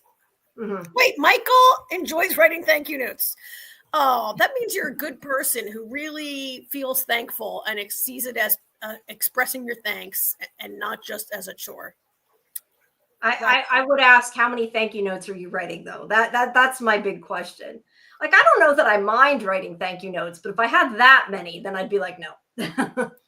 That's why people take months to send their wedding thank you notes. Yeah. Michael has a very insightful comment here. Knowing Lumen, the fertility injection is probably the thing keeping her from getting pregnant. I hadn't thought of that, but you're probably right. That either. Yes, because they want to maybe exacerbate the pressure on her and her depression and despair, make her more vulnerable. Yeah, that is insightful. Wow. I have not thought of that. I like that. But I've also never had to do it that many times. Right. Right. So let's see. So then she is back at Lumen, and she is getting, I think, an x-ray of her mouth. It is what that looks like it's for. But it shows first now, I'm sure everybody recognizes this is the scene that Mark didn't see, but that was actually we assume it was supposed to be what was really on his screen when he was refining. That we've seen in the past. But then it turns into her x-ray, and you can see her severed chip. So I don't know if he's actually doing it to x-ray her mouth or just to show her whole x-ray. I don't know, but it It looks like it's a dental x-ray machine. He's in his dentist clothes. So I'm assuming, although you know what? She's wearing her green clothes though. She's so not. That's kind of interesting. So it's a x-ray of her head because she talks and it moves in the next shot, right? Right. I just thought maybe it was like, look, Jamie, you know a dental x. I've had so many dental x-rays in the last 8 months, and my dentist doesn't take a picture of my whole damn head. They're trying to get a close-up of your teeth, right? Usually, I don't know. I put in this one x-ray thing before that, like the whole thing went around my head. It was like newer. Well, he's not, I mean, she's not wearing a costume. She's not in the dentist's office. Right. No, I didn't think of that. But it's interesting that he's dressed like he's from that room, though, isn't it? Well, he's wearing a lab coat. Like dentists and doctors don't wear dissimilar clothes, and she won't recognize it as the dentist. Like if she sees the dentist when she's severed, right? She won't recognize it as the dentist outfit. True. I think he's X-ray. Like it's some sort of. Now she's not wearing the radiation blanket they put on you when you get an x-ray usually, but it's a very advanced kind of thing. Like she talks and it moves. Yes, but hopefully this is like futuristic tech that won't hurt her because she's not covered in lead, because you're right, that's not good. But he asks how she's feeling and she says her mouth hurts, and that's when he asks which room, and she says the first one, Wellington. And this asks how many rooms she's visited today, 6. And this is where he lists those 6. The Billings room, Lucknow room, St. Pierre, Cairns, Zurich, and Wellington. And she doesn't remember what happened in any of the rooms. But he asks how she feels after when she exits. And this is where he says, did any of the rooms make her feel despair, fervor, gaiety? And that's where I was saying, are those part of the 9 principles? I don't know. I assumed at this point that like despair could be woe or maybe dread, where gaiety could be frolic, but I don't know. But isn't this when she also says, can you not talk like a goddamn weirdo or whatever she says? Yeah. And it could just be the way they talk. Instead of saying, did any of them make you feel happy? He says, Yeah, that's possible. She says that there's another door that said Cold Harbor. She hasn't been in yet, and says, what happens once I've been in all the rooms? And he says, you'll see the world again and the world will see you. And she asks about seeing Mark, and he says, Mark will benefit from the world you're siring. Kier will take away all his pain, just like Kier takes taken away yours. And that's when she tells him to talk normal. And he just seems sweet. So also in this scene, go ahead, Click. We're not done with this scene yet. I don't know if there's anything else in this scene. Also in this scene, when he asks her what rooms she's gone to, and he says, and you remember nothing? And like she kind of she says no, nothing, but the look on her face at that time was when I started to think that she's lying and maybe she's starting to remember stuff. Interesting. I'd have to rewatch it. I did not notice that. I've got it up on my screen now, and she has this like little she gives this like little kind of smile and says nothing. And to me, it felt disingenuous. And I wondered if this is when she. Are you just advancing this as we do this? Is that what you're doing? What?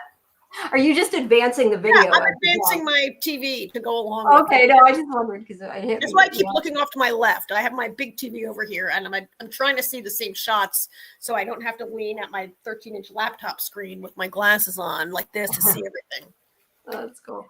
I have the closed captioning on, so I can see the dialogue. I don't know why I didn't take a picture of it, but Gemma was sitting at the table with a pregnancy test and looked upset, so it must be negative. And Mark calls her, but I don't have pictures of that. So fast forward to Ragabi. I love Ragabi. I love Dr. Ragabi. Yeah, she's awesome. She tells Devin that Mark's stable. It was an isolated event and he's journeying now. That was what she says. That he'll wake up when he wakes up, when he's ready. Devin asks if it'll really work, and she says he has no other choice.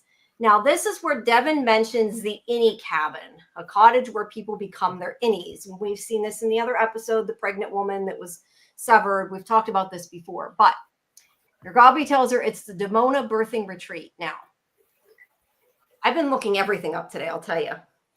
Oh, tell me I did not. Is that now my question is that just an autocorrect or did I look the wrong thing up? Hold on, let me make sure. No, I looked the right thing up. Okay, I was making sure. Because I have, for some reason, I have Demona and then I have Ramona. So I was just making sure that it's the same thing because now I'm not seeing it. What? I don't know. Weird. Because I don't know. My text says Demona birthing retreat, and then it says Ramona. So I don't know if my notes are auto-corrected or if I accidentally looked up. No, I must have looked up Demona because Ramona brings up nothing. Anyway, so Demona could mean ill-fated misuse of power, which I thought is really interesting to call it that because that's what it is. Ill-fated use of power? Yeah, ill-fated or like two different things, ill-fated and then misuse of power. So could be bad things or misuse of power. I just thought it was interesting that Demona can mean that. I mean, obviously it can also mean a demon too, but I don't think it's referring to that. But anyway, so Justin, why does Devin suggest using the Imni cabin to reawaken Mark, and what might this imply about Severance technology? Well, I think she suggests it because she's saying they can talk to his innie and see if he found out anything. That would be my short and sweet answer. Oh, because when you go to the cabin, you can be severed. You can become your severed personality. Yeah. It's like the elevator or the, cordoned off outside. It turns them into their innie. I mean, I'm not sure that would necessarily help them, but that's her idea. They can find out more about Gemma that way. What does it say about severed technology? I mean, I don't know that the in cabin is severed. I guess, or is like the severed floor. Well, I mean, it means that you could install it in other places besides the Lumen building. Yeah, but we already know that forest at some place, if it was a real forest. Devin was there. It's a real forest. Devin was there. Devin? No. I mean the forest from the retreat. From the retreat. Yeah. We don't know. So we already knew it could be other places. But anyway, yeah. Yeah. Okay. Are there any other ones that we're up to yet, or we're still not up to? I'm keeping an eye on them. I don't know. Okay. Sorry, guys, we're so far behind. We're getting there. So anyway, she says that that's not a good idea. They're different things, and that this is how they get Gemma out with what they're doing. And she's like, it looks like this is how you kill my brother. And she's like, you two are definitely related. This is where she says she could call Harmony because she runs the severed floor. And Devin's like, because she doesn't anymore and would know how to get to the cabin. But Ragabi's like, she's Lumen. She was raised by them. She's a soldier. This is a bad idea. And that she would turn them over to Lumen and everything she's done to fight it would be gone. So she's like, no, we're just going to resume the treatment. And when Devin keeps pushing it, she's like, no, I have custody of his brain and I'm calling her. She says she can't be part of it and she leaves. Devin tries to stop her. And she says it's Devin making that choice, even though Devin says she needs her. I mean, Devin possibly could have backtracked and agreed not to call Cobell, but she didn't. So she leaves. I think Dr. Ragabi did the right thing. And I think that it is Devin's choice. Devin's like, I'm going to call this person. And Ragabi's like, look, I'm not going to Lumen jail. Yeah. And Devin basically drove Dr. Ragabi out, which, okay, like really why?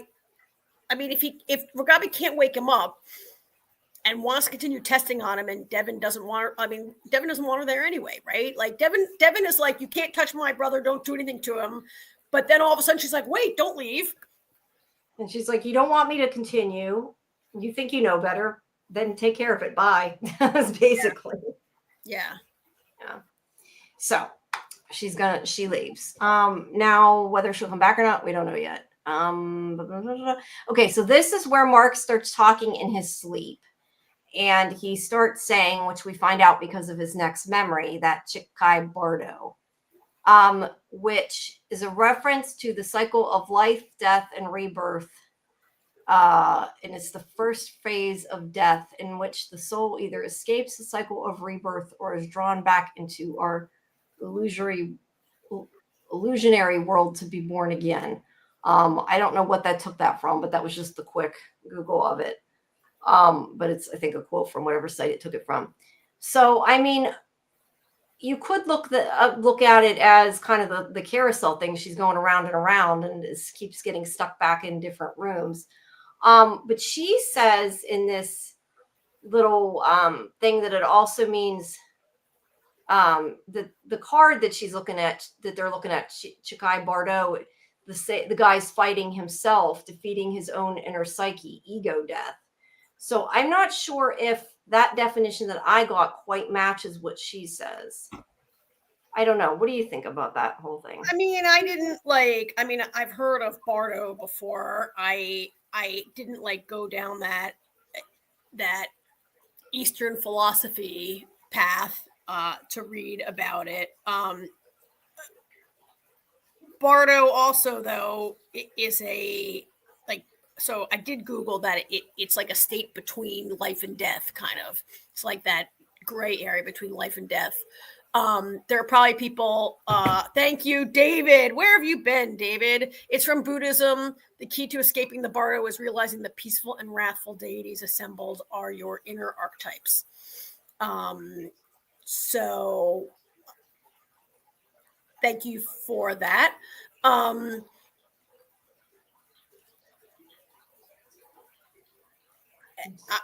processing that as I read it, like escaping the Bardo. So escaping, does it parallel that the key to escaping Severance is going to be realizing the two parts of you are putting those two parts of you together, kind of, right? Reconciling those two parts. That's what I think. Yeah. When we're looking at these cards, Mark picks it up and says that she says that it's two guys fighting each other, that you can tell because of their hair, although I'm not sure that to me proves it's the same person. But she says it's the same guy fighting himself, defeating his own psychic ego death. So yeah, I guess it's like you said, like defeating that alternate version of you and becoming one, I guess is the way you could look at it. I guess. I mean, I would not get that from that card, but I'm going by what Gemma said. I didn't get that from that card either. And this is, I don't know if it's the exact card or just the same like artist, but I'm pretty sure that's probably the exact same card that Dylan stole. I can't 100% remember. Maybe somebody in the chat does, but I'm assuming it's the same card he had stolen. I mean, the really important part of this conversation is where she says, I think I got on the mailing list from the fertility clinic. Yeah. Which, I don't know why a fertility clinic would send this to you, right? Or a fertility clinic should not be selling your name and address to anybody else. So that to me, that was draw ducks or rabbits or whatever. Oh, that's also he's right. It is. That's also the yoga. The yoga pose that Gemma was doing. It is. Yeah. It is. Yeah, it is. But either way, it's two versions of somebody's psyche, aka their innie and their outie, I think is the other takeaway from that. And also that they're dressed opposite too, their colors, they're opposite, kind of like how we normally, red, blue, whatever. Yeah. But it's interesting. Actually, yeah, it makes more sense actually with her if you look at the colors, because she's dressed in green through the whole thing, and we know that blue represents innie, so it's okay, let's see. David says the Bardo is a funeral rite, but the lessons from the Bardo are for the living to reach your higher self after ego death. Ego, alter ego, self, shadow self. And we know, obviously, the shadow, the people that were in the twins that were in Woe's Hollow. And it is. I mean, it's definitely about duality and about severed self, and but I don't know. She says it's where you you have to draw a duck or a rabbit. I thought at first she meant when you take those what do they call Rorschach tests, but she said draw a duck or a rabbit. So I don't know what she's talking about. exactly, some kind of test, psych eval test or something. He thinks it's weird and doesn't know why she's doing it. She said she was enjoying it until he ruined it. And this is where we start to see cracks yeah, in the relationship, right? yeah. He tells her she's overreacting, and she tells him not to tell her how she's feeling. That he doesn't know that, and he's like, or he says he doesn't know how she's feeling, and then she says she feels like shit, beat to shit. And now he does say here though, then maybe we should stop. He's like saying maybe we should stop the fertility treatments then. So he's not pushing her to do it clearly. Yeah.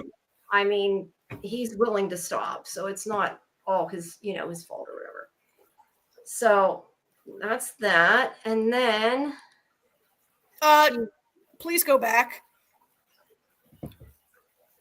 In this scene is where she says, are those salt shakers? They did used to have drawing competitions where they sent you a paper telling you to draw something and mail it back. Oh, that. Yeah, okay. I remember those. Yeah. I didn't know that's what she meant. Yeah. So in this scene where Gemma and Mark are beginning to, he's ruined it for her. At the end of the scene, the transition to the next scene is a close-up on a vase full of thistle. If they're thistles, I believe, in that vase. So thistles are a key image in the novel that she's reading, The Death of Ivan Ilyich. And so I haven't read it. I read this on the internet earlier. Let me see if I can paraphrase this.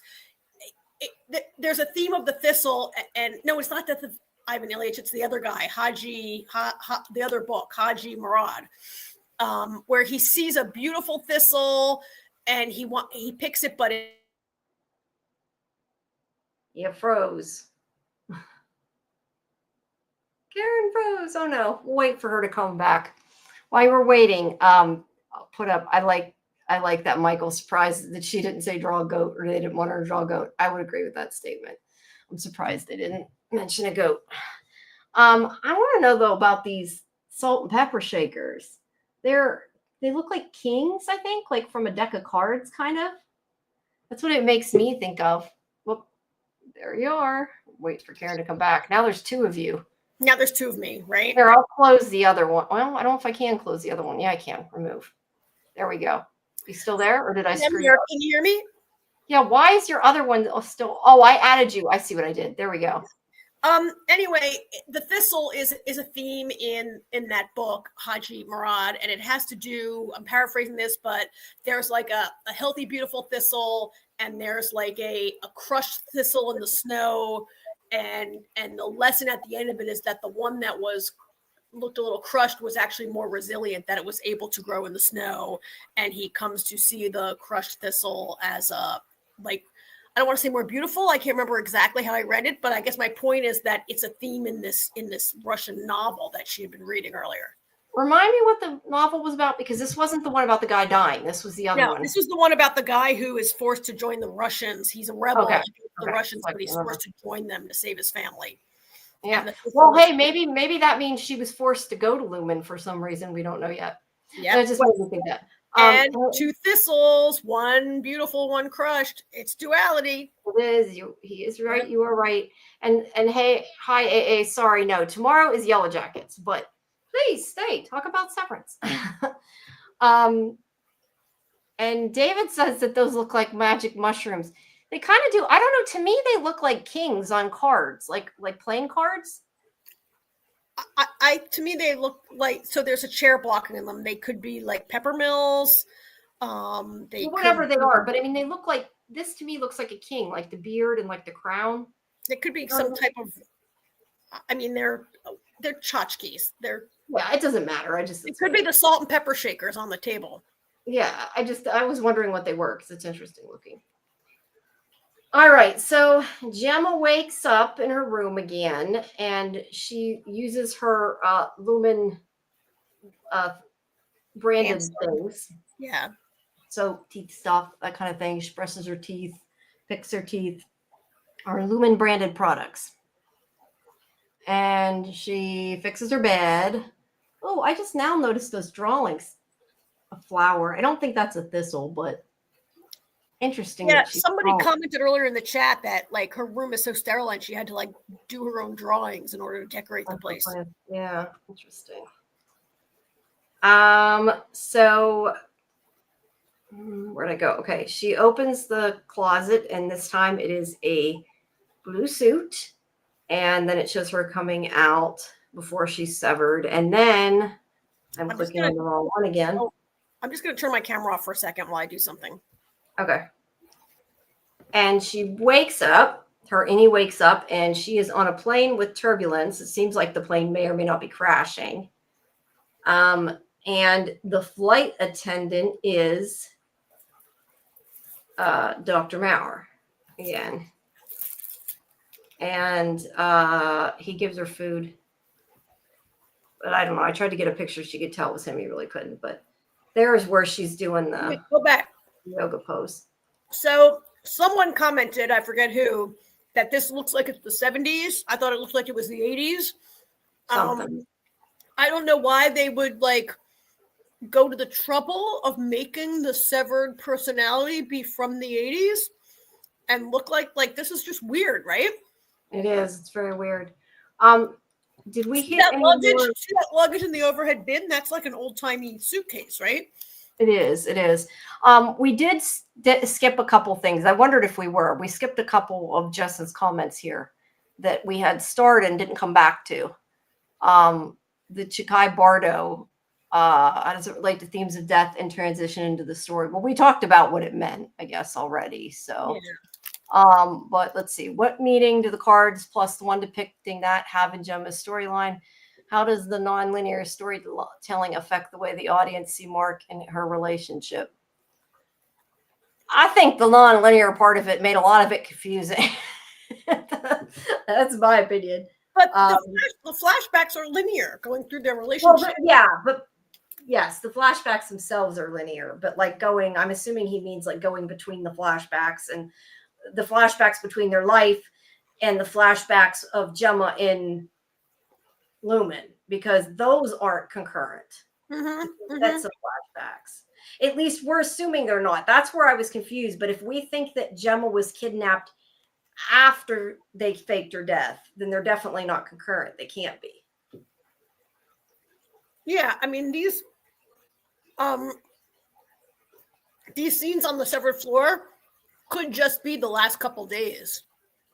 Yeah. Or the same day, just the day. They could be simultaneous with Devin visiting Mark's house. That they could be. But I'm saying like when we're seeing the flashbacks of Mark and Gemma, I don't think that that's happening while she's at the Lumen. We're saying we think Lumen was after, not. This is how she gets. Yeah. Okay. All righty. Oops. All right. Okay. And I think the rest, the airline is like the 70s. Just me had said that. You had started. I don't know. I don't understand the purpose of that at all. Really. I don't either.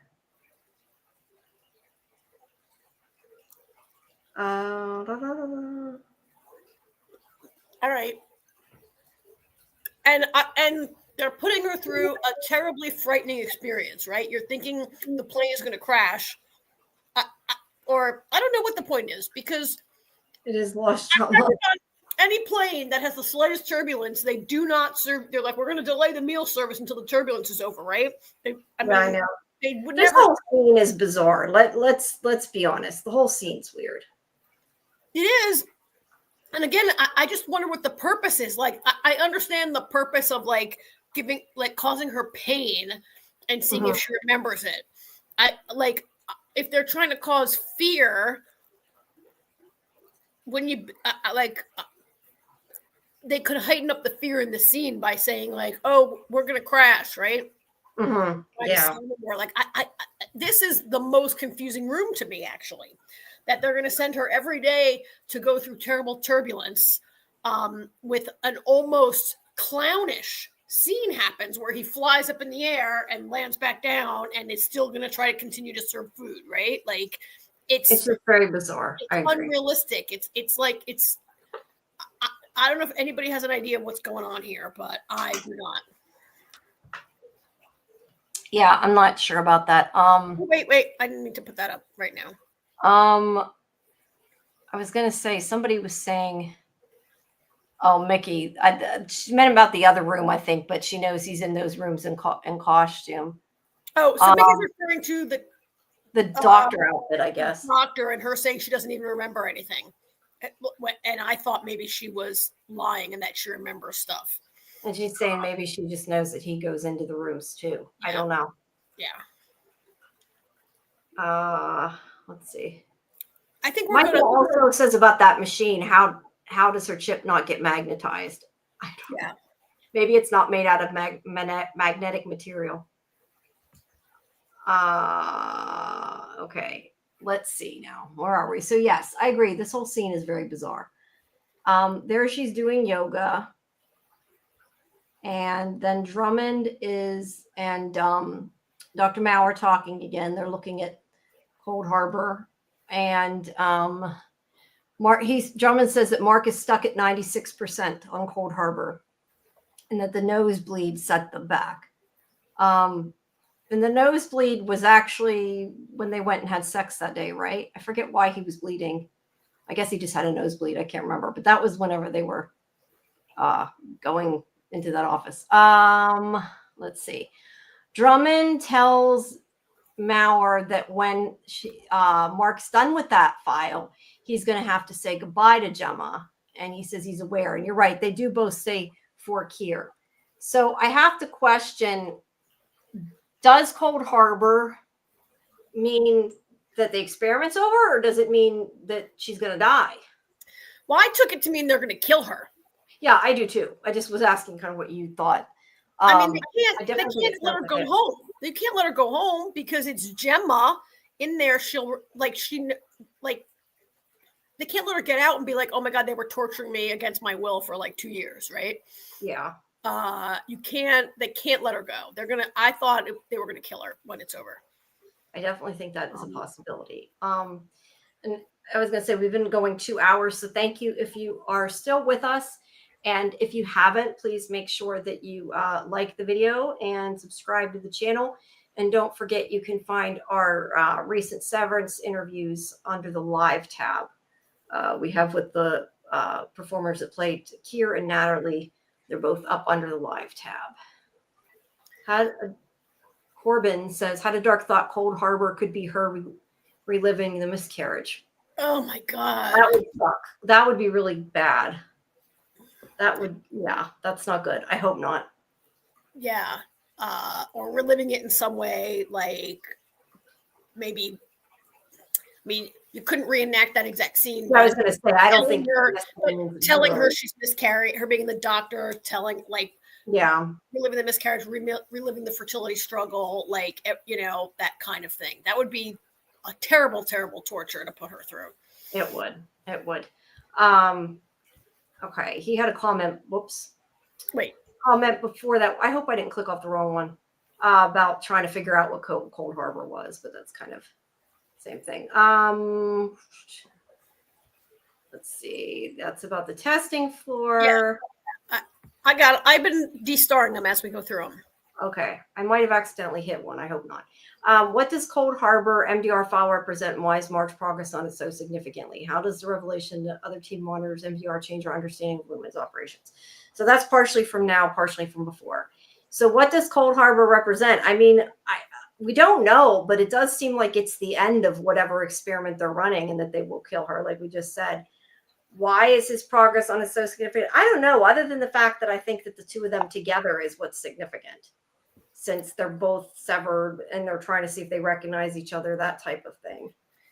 But the fact that there's a team above them watching them, I don't know. I wish they would have given us more on that. I really do. I mean, this revelation that there's another team, it just made it all so much more like another aspect of this episode, making everything more sinister than I ever imagined it was going to be, right? Like I never imagined the testing floor was as horrible as it is. And that these guys are like so many who are watching. I mean, it confuses me more what it means. Like, I mean, for me, this didn't change my understanding of Lumen's operations, but it changed my impression or feelings about it, heightened my bad feelings about Lumen. Yeah, that's fair. Let's see. This is the scene where Irv's Watcher is gone. Okay. I might not have taken a picture of them again because I didn't realize it was different. So this is a later. I just assumed it was the same people. I didn't notice it, so I didn't get our picture. This is a later point in time. Got it.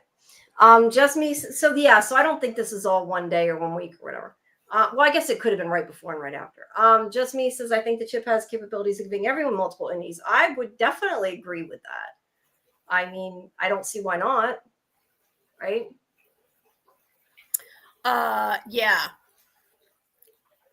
I don't see why not. Yeah. They just haven't done it to everyone. I mean, they're testing it with, maybe that's just what's being, it's among the things that are being tested on the testing floor, right? David, Cold Harbor is not a place in the United States. Like there's no town in the United States named Cold Harbor. It's made up for the show. So I don't know what it doesn't. Well, no, but it does have something to do with the Civil War, right? I think it's like a battle or something. Let me see. But there's not any real place called Cold Harbor. There's not a town called that, no. But not all of them are town names. It's the Battle of Cold Harbor that was fought during the Civil War. So it's the name of a battle. It's not the name of a town. Or, like you said, maybe it's the made-up name of a town. Yeah, it's 1864, so it's getting close, late in the war. It's one of the last battles of excuse me. Yeah. All right. It's a terrible battle where the Confederacy crushed the Union in that battle, according to the internet. It's not one of the big battles that we learn about in U.S. history. Right. It's not about Antietam and Little Bighorn. No, Little Bighorn was Custer. We learn about certain battles, but that is not one that is taught in our history classes. Or not mine. Maybe in college. Well, I was going to say, I am horrible at history and what names of battles are and stuff, so I would have had to Google it regardless. So in college, I took a course about the Civil War, and Cold Harbor is never mentioned in that course that I took. So, well, that makes sense. Yeah, it's probably more. So it's a more obscure, not a highlight of our Civil War. Yeah. Let's see. Michael says, I think they're testing her through different traumas to see if her outie remembers it because they're developing a household version to get you through things like fear or flying or dentist. That's an interesting take. Seems like his progress unlocks the rooms. That's also something I didn't think of. Yeah, maybe she can't move on until he's finished that file or something. Interesting. Yeah. I like that idea. That's a really good idea. Yeah, I do too. An idea that you would use it to get through things that you have fear of. See, I tend to think it's more sinister and that they're, want it to force people to do things they don't want to do. I'm seeing kind of the other dark side of that, but that's definitely a possibility. So, yeah, and coming back to Cold, and I unstarred it before I took it off the screen, so now I can't find it. There's a lot of questions about Cold Harbor going on in the chat. Again, I didn't learn about it in college, but according to Wikipedia, which take it for what it is, that's not a great source, but it was the final. It was Robert E. Lee's final victory during the war. Lee is from the Confederacy. They eventually lose the war. It was the last victory that they had. So maybe that's kind of fitting that it's the last room the last file that needs to be completed. Yeah, that's true. It could just represent that. But they end up losing the war, right? Lee wins the battle, but loses the war. Yeah, true. Bill Chill says the Cold Harbor first major battle fought near Mechanicsville, Virginia. So there's the dates. It also, David saying, was it a turning point or something? No, but in the Union's futile assault, they lost over 10,000 men over 12. The losses to the Union they lose over 10,000 men, right? So it's a huge bloodbath. Yeah, right. It could mean just final victory, final room. Yeah. So I mean, this is kind of ominous that it's a bloodbath. Cold Harbor was Yeah. Yeah, I mean, I think that's how it could definitely connect. Now, Michael had said, one of them was starred here somewhere, was said about Irving, about his watcher being gone, so it had to take place over a period of time, which is true. But it says, he also says what it tells us is that the timeline isn't matching up with Mark's timeline, because obviously Mark was on the retreat with Irv, but also why is Looming not suspicious of Mark missing from work? Now? You mean now? He called in. I mean, because at some point he called in sick. Yeah, I don't think Mark's been gone that many days. I think he's just, I don't think he's been gone that long. That would be my answer. I don't think. Yeah, I don't know. I got distracted by this Cold Harbor. Yeah, I know. We both did. Wait, where's the? I lost the picture. Here's a Civil War scholar who says Cold Harbor is a symbol of futility, of mule-headed futility. Like Grant knew that that he was going to lose. 7,000 men were killed in less than half an hour. And it was a terribly lopsided battle, and it's a symbol of futility. Wow, there's so much going on here about Cold Harbor. We have to have a whole separate show about Cold Harbor, okay? Yeah, we need to make a whole video about that. So now we have this food. Oh, maybe they're not. Okay. Why they're not suspicious? Mark's not at work right now. Maybe it's the weekend. Yeah, it could be. That's what I said. I don't think he's been gone that many days, but yeah, it could be the weekend as well. Could be the weekend. Maybe they're not, because it's the weekend. Because he didn't wake up to call him sick, and Ragabi didn't call him sick. But maybe it's the weekend. Yeah, or he had some vacation days and went on the internet and took his. I mean, maybe like he scheduled him through the internet. Who knows? But anyway, so Gemma opens the drawer and you see these drops, which this makes me think of something like the Jetsons or something. They're like these packaged, I don't know, frozen maybe foods. They're all labeled as different. I think they're freeze dried. Freeze dried, yeah. But they look very futuristic, don't they? Yeah. And she takes, I don't know what she takes from that one. She takes the crispy chip wheel, whatever that is. But like one's like apple blossom, flaky dinner roll. Yeah, I don't know. They're like you said, probably freeze dried. But she takes these out. Macerated candied carrots, rendered marrow. Ew. So she takes them and she boils them in water, and that's how you cook them. And then she takes out. She cooks them and cooks the garnishes, I guess. So yeah, it doesn't look very appetizing. They look like little pieces of cakes, don't they? Like tiny cakes. Yeah, they're kind of like protein bars, and I guess they're flavored. It reminded me a little bit of like Willy Wonka had that chewing gum that tasted like a full like 4-course dinner, right? Yeah, Willy Wonka movie. Yeah, Michael says everything about the food reminds me of a spaceship. Yeah, it definitely seems very futuristic. Did you ever eat that freeze-dried ice cream that they supposedly send up to the astronauts? If you mean the little balls, I like that freeze-dried ice cream. That's not the same. That's not the astronaut ice cream though. That's just frozen. That's just frozen ice cream that you could get like that. Yeah. Let's see. So, she boils them, cooks them, adds the garnishes. Anyway, it's odd.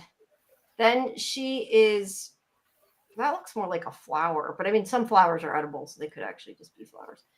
Okay, so she's reading. And then they're showing them watching again. And Drummond asks him why he's wearing that ugly Christmas sweater. So it appears that he drops by like every time before she goes to the room. He's wearing a Christmas sweater. We're going to see him in the Christmas room. We previously saw him in a jumpsuit, and then we saw her in her athletic wear, right? Like he appears to be like stopping in before each.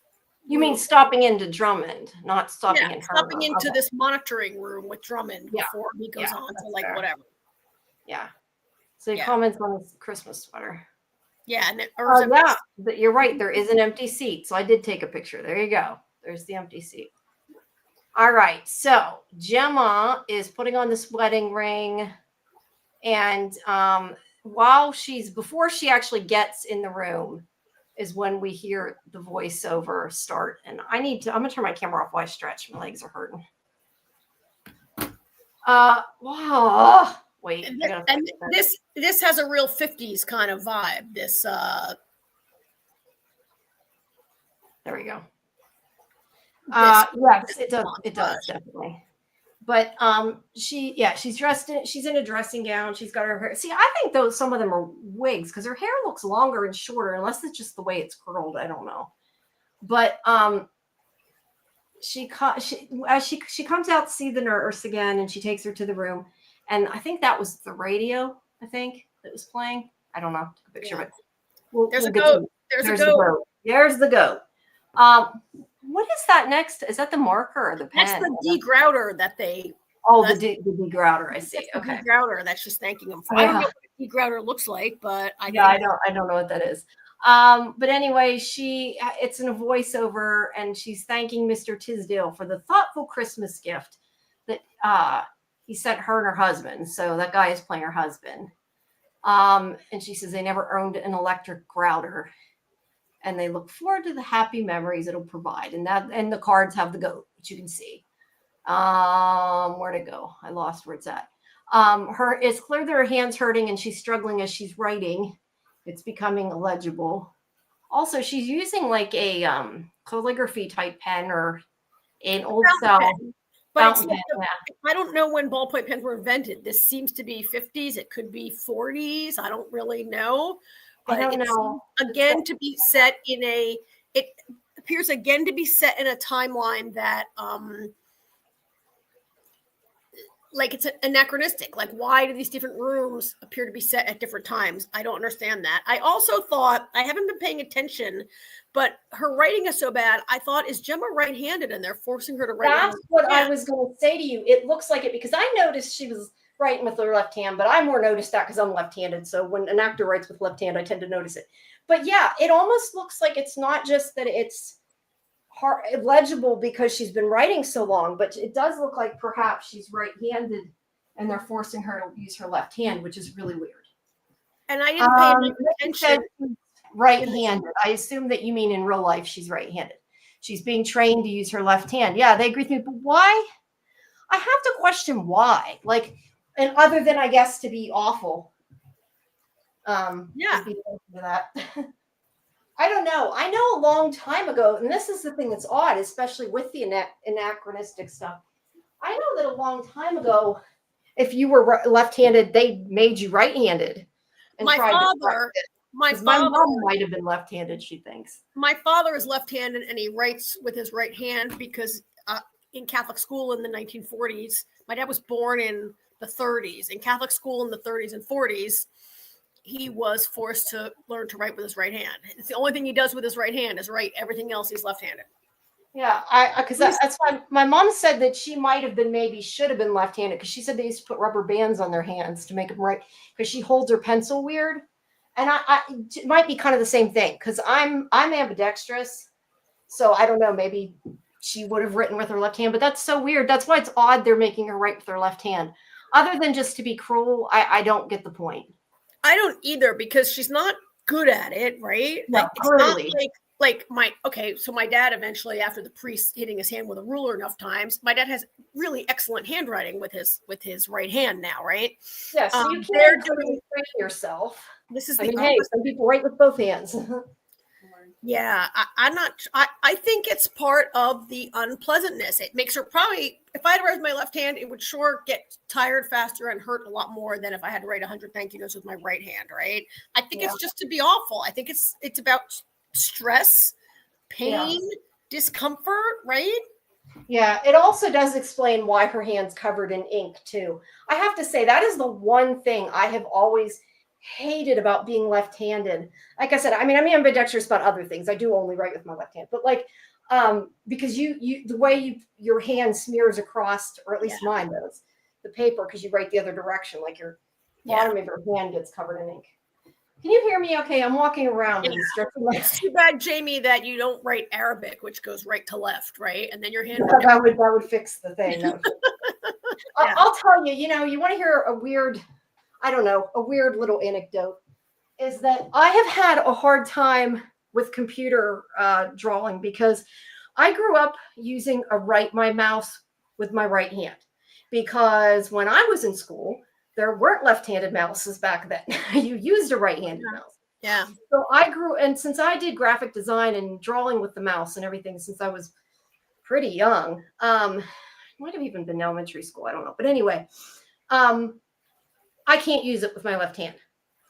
So the oddest thing I've had trouble with is using a drawing tablet on the computer, because my brain would not rewire right, because I draw with my left hand when I use a pen or a pencil, and I draw with my right hand when I use a mouse. So it was the hardest thing to start using a drawing tablet. I just, for the longest time, could not do it. And because I kept wanting to do it backwards, it was weird. But anyway, I can now, but it took like years of doing it for me to feel comfortable with it. It's very strange. I'm left-handed, and it should be easier to see where you're writing left to right, because you can see the blank space, whereas a righty, I'm covering up the space I'm writing into. Yeah, true. I guess that's what Bill. Yeah, I still prefer to do it the other way, because I don't like the ink all over my hands. That's why I always hated using pencils. I would tend to use a pen instead of a pencil because of all the lead you get all over your hand. Yeah. So this, at the end of the scene, is where we get that flash that you're gonna talk about. Yep. Oh, I was going to say, though, it's still funny, though, because I do, even though I can actually use a mouse and my drawing tablet at the same time, because I use the mouse with my right hand. Yeah. I can do it at the same time. That's kind of funny. Yeah. Yeah, we did have some. Michael says, I think the Christmas tree is decorated similar to Mark and Gemma's tree. It might be. Yeah. I didn't pay that much attention to it, but there's some other things on the tree. I was going to go back. Yeah. Oh, okay. We said the same thing before. Yeah. Michael had said that. Yeah. Yeah. Okay. So yeah, she's writing. There's the tree. I think the thing with their tree, I think, was a while ago. But yeah, that is definitely not looking to be normal time. Is that a hair dryer? That is a hair dryer. It does look like well, maybe she got it for Christmas. Maybe. It looks like some kind of exercise equipment in a hair dryer, and it's all the same color. Yeah. Sorry. But it is. Okay. So, hold on a second. Oh, yeah, you're getting to the creepy part now. Yeah. I'll turn my camera back on. All right. Let's see. I lost where I was at, though. Okay, so she doesn't want to keep writing. He tells her that she had to finish it. And he says that it's Christmas. It has a funny way of coming back around each year. And she says it's always Christmas. Because, yeah, I mean, that's her innie. Is that what you were saying? Or you mean the Yeah, I mean, there's so much about this that's creepy and disturbing. I don't have the exact, I mean, I can pull it up. I have this scene on my TV right now. But, like, she says she doesn't write anymore. He says, I told you, you're finished. Like, there was this air of like he's telling her what to do. Yeah. Air of like her husband forcing her to do something, telling her what to do. And then like it very condescendingly be like, oh, Christmas comes around again, right? It was all very creepy and like, yep.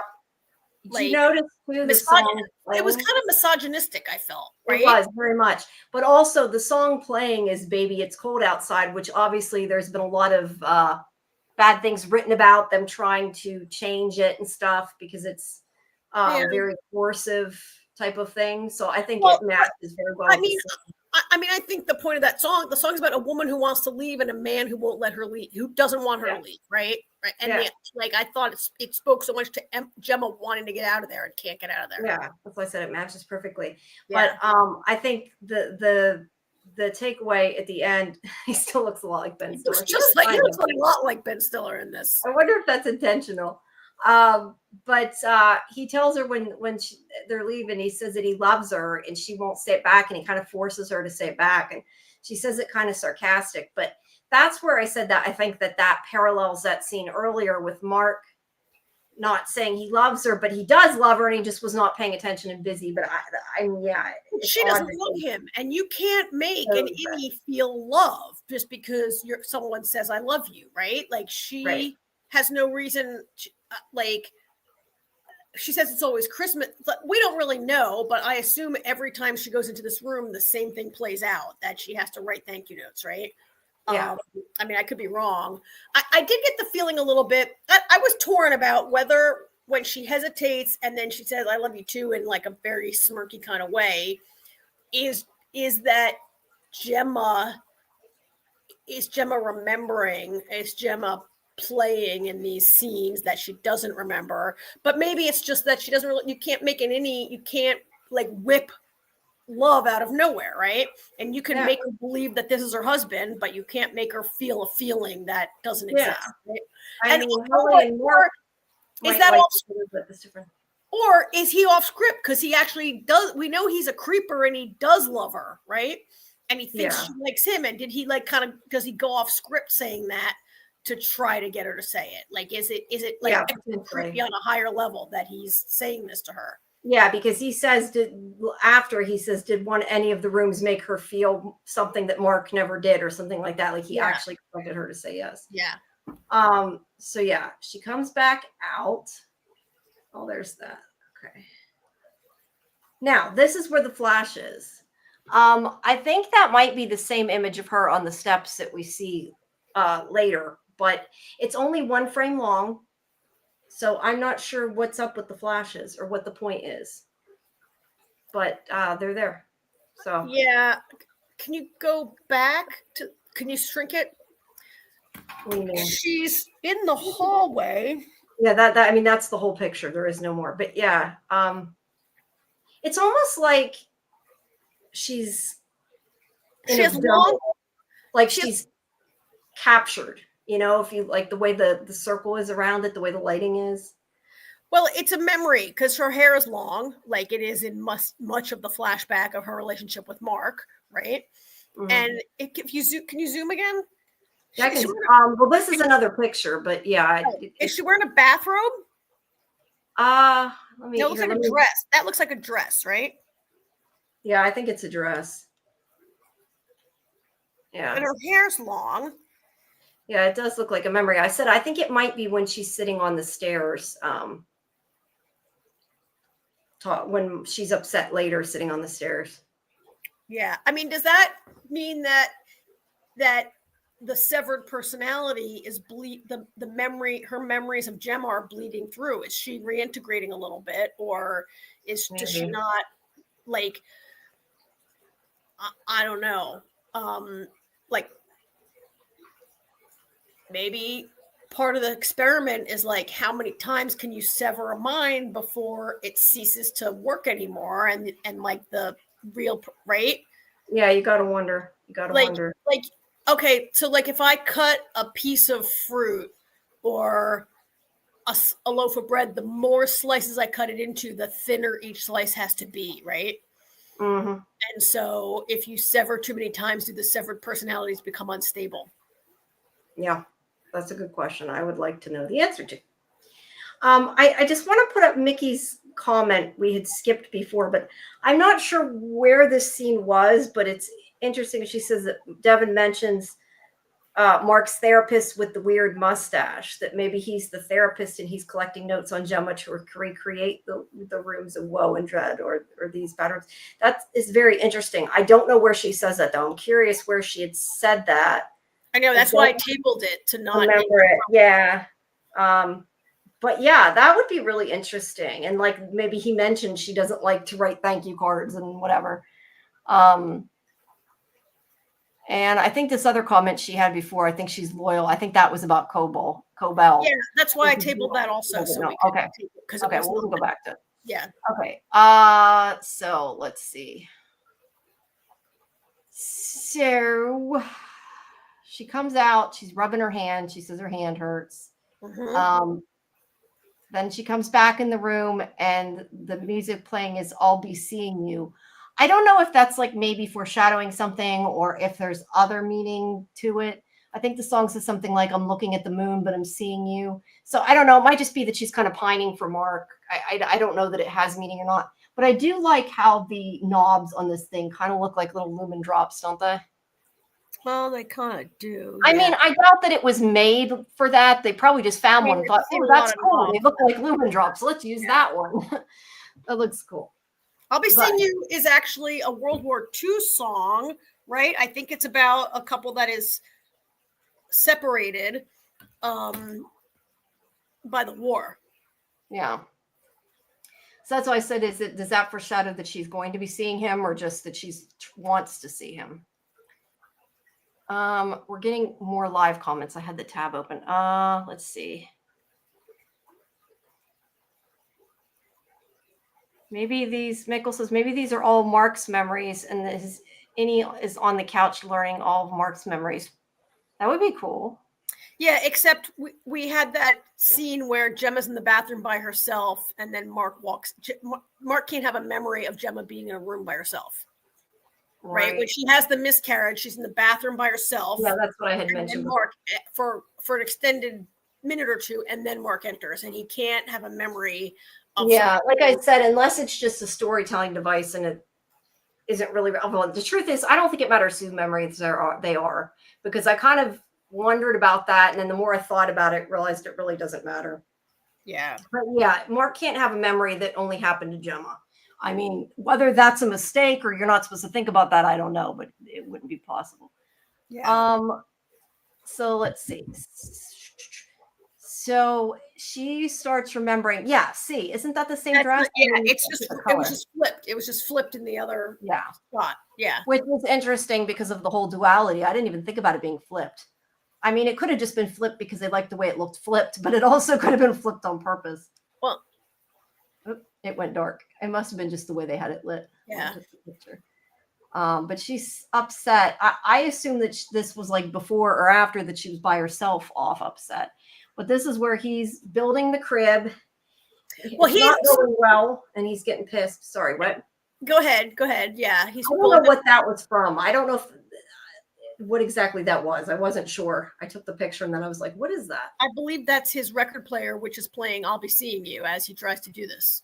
Oh, so maybe that's why she's remembering. Okay.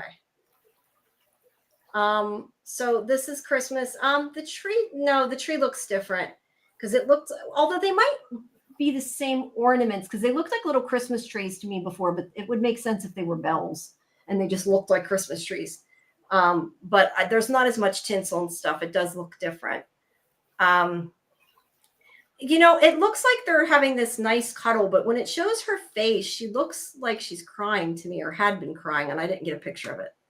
Well, she's very sad and frustrated with her struggle, and her husband is not in the same place she is. Yeah. But she's remembering it as she's eating this pie. I was trying to figure out what the heck that is. It's some kind of fruit or something. I don't know what it is. I think it's key lime pie, and that's a slice of lime.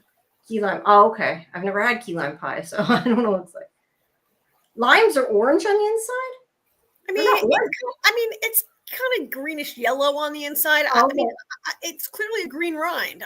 I think it's. Well, I see the green rind, but it looks orangey. That's why I wasn't sure what it was.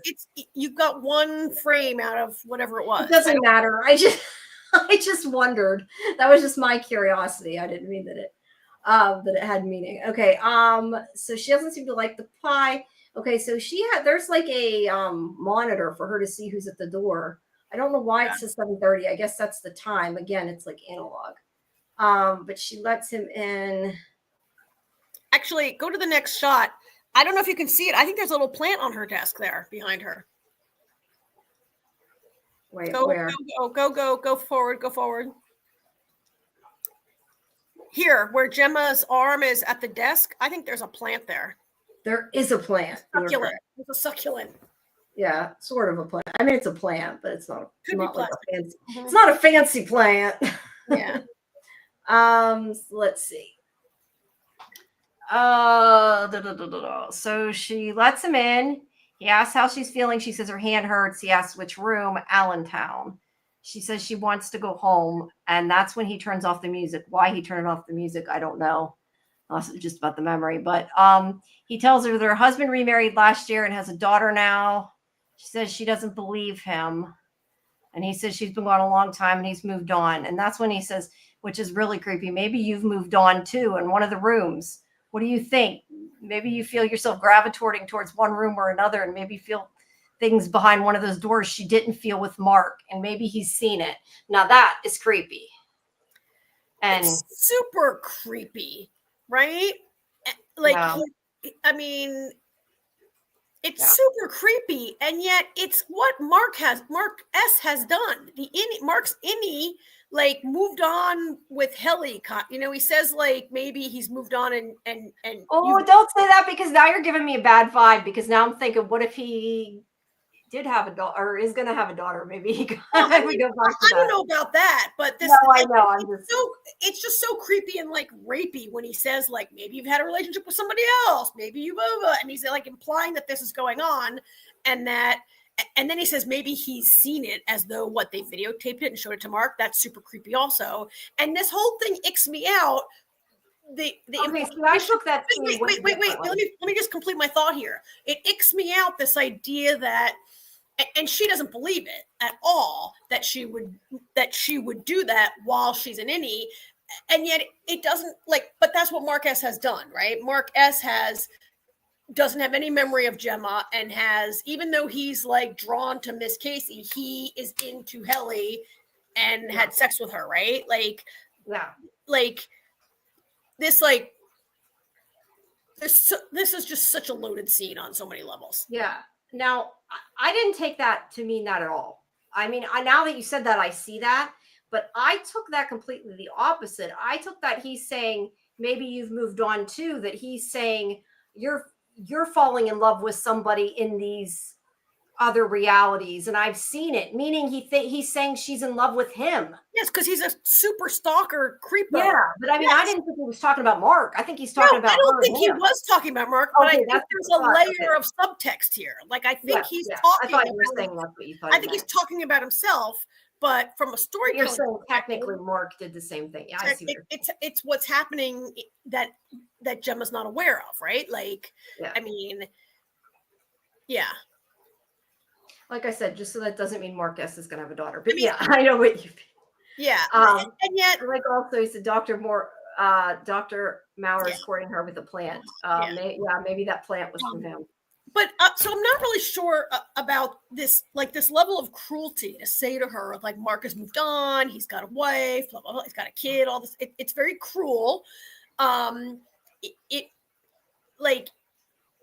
I figure that everything has to be videotaped and recorded. He has to know that the powers that be are going to know what he's saying to her. So is it part of the script to make her think that Mark has moved on to try to control her and get her to stay? Or is he going rogue now because of his attraction to her? Yeah, and he wants her to forget about Mark. Yeah. And I don't know. I mean, it's very creepy, but this is where I had wondered, and I told you earlier that I wondered if it was that it was partially voluntary and then whenever she started causing problems and is like, I want to leave, that's when they faked her death. But I agree with what you said earlier. It wouldn't make sense that she could still be going to work and everything else. So I think you're probably right with that. But until you said that, I had kind of thought maybe that this is where the whole faked her death thing happened. But I think it happened before this. Okay. So where'd we go? Okay, so he picks up the book after this, which is again Death of Ivan Ilyich. Mm-hmm. And he says, let me guess, he dies at the end. Which I hope that's not necessarily foreshadowing anything, unless it means him. I don't know. I bet that joke has been made in every probably Russian literature class, and everybody thinks that they made that joke up. You're probably a good point. Or that is a good point. So she hits him over the head with the chair, knocks him out, takes his key card, and runs out into the hallway. She doesn't know which way to go. And this is where I said I think it's black because the lights are out. That's exactly how the lights work in my storage unit. Yeah, my storage space, they light up as I walk down the hall. Right. But they kind of implied it was a black hallway until now, and I don't think it's actually a black hallway. But anyway, she thinks she gets out. I never thought the hallway was painted black. I always assumed that hallway was dark. Okay, see, I thought maybe it was like a black hallway. That's interesting. That's interesting. Yeah, well, the reason partially why I thought that is that the hallway going to the break room actually is darker. Because I mentioned that before, like, I don't think it's the same hallway, but that is like the walls were darker. So I always assumed that since he painted it that way, that it was supposed to be the walls were dark. But maybe not, I don't know. But either way, at this point, I don't think that's the case. So how horrible. Yeah, you can't hide in rooms or the innie would take over. This is, well, they're also locked by DNA. Yeah, but she has his key card. She can open any door. Well, yeah, but the woman had to prick her finger to get in. But yeah, you turn into the innie. So the irony and the awfulness of this is that she gets out with the elevator, and this is where too, I think the testing floor only takes you up. That's why we always see the down arrow, because it goes down to the testing floor.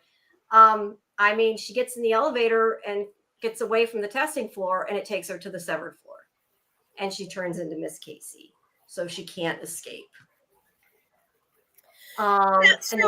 So I mean, you think she just got in the wrong elevator, because there has to be another elevator, because like Nurse Ratched doesn't only go between the testing floor and the severed floor. Like and we've seen from the severed floor, there's an elevator that goes all the way up so they can go home at night, right?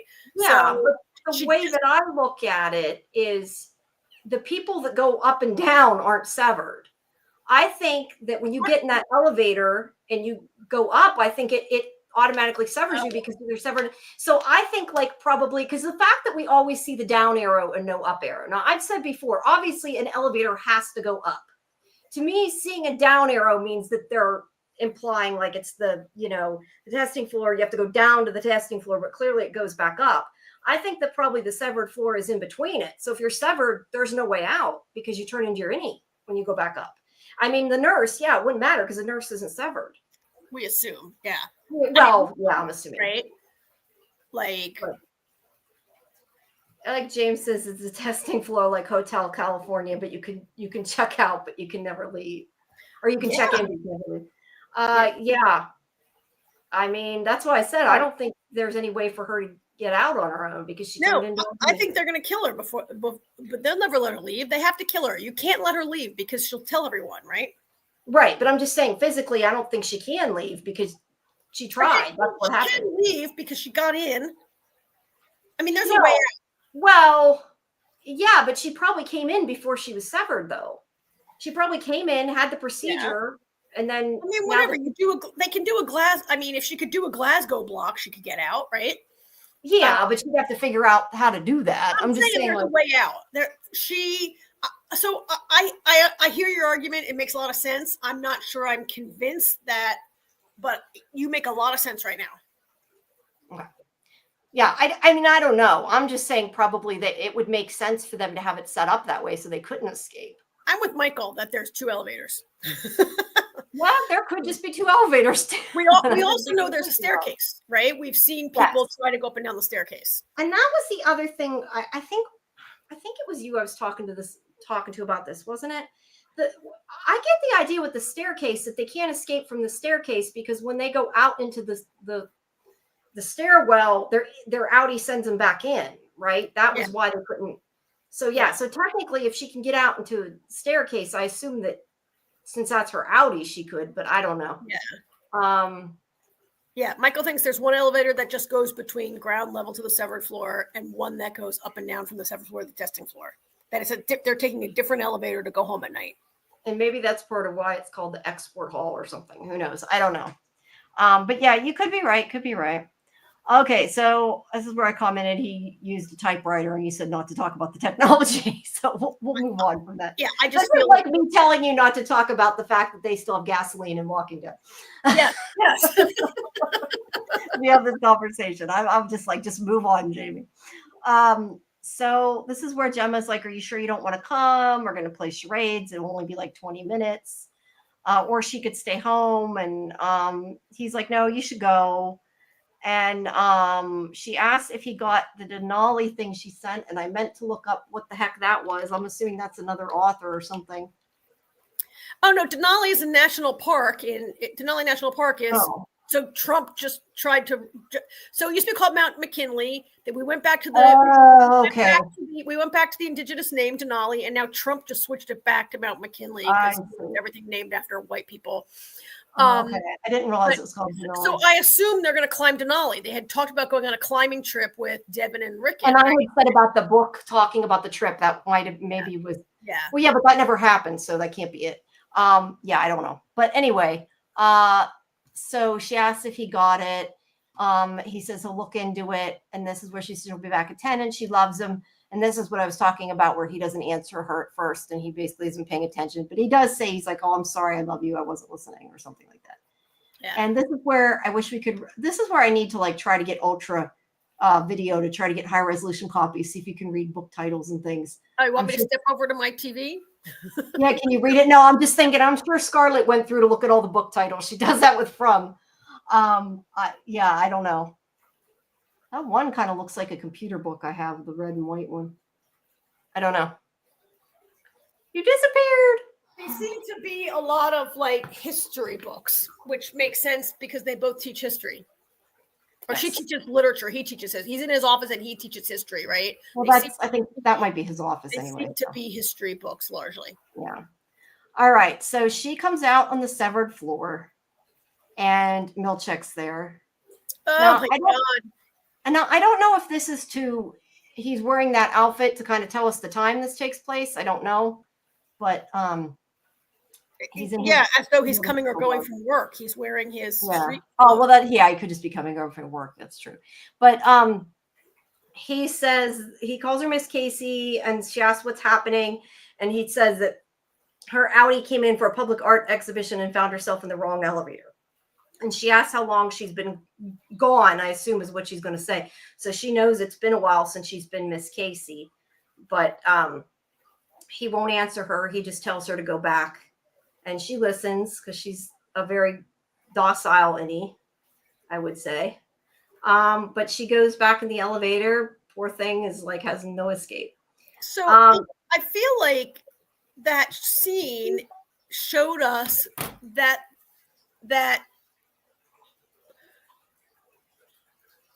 a specific innie was activated, right? The innie that has been on the severed floor. I mean, we think that's the severed. We don't really know that's the severed floor. And by the way, Jamie, I'm assuming that because we were having this discussion. I think she went in the elevator up to the severed floor, and that's why she turned into Gemma. That is my assumption.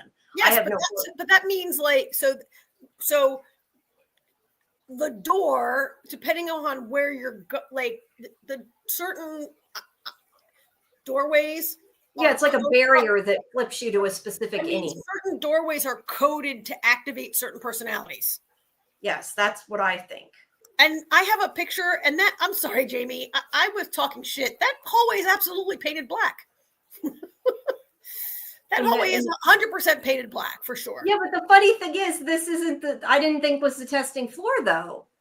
This is just dark, so I don't know. That's like a hallway, like going from...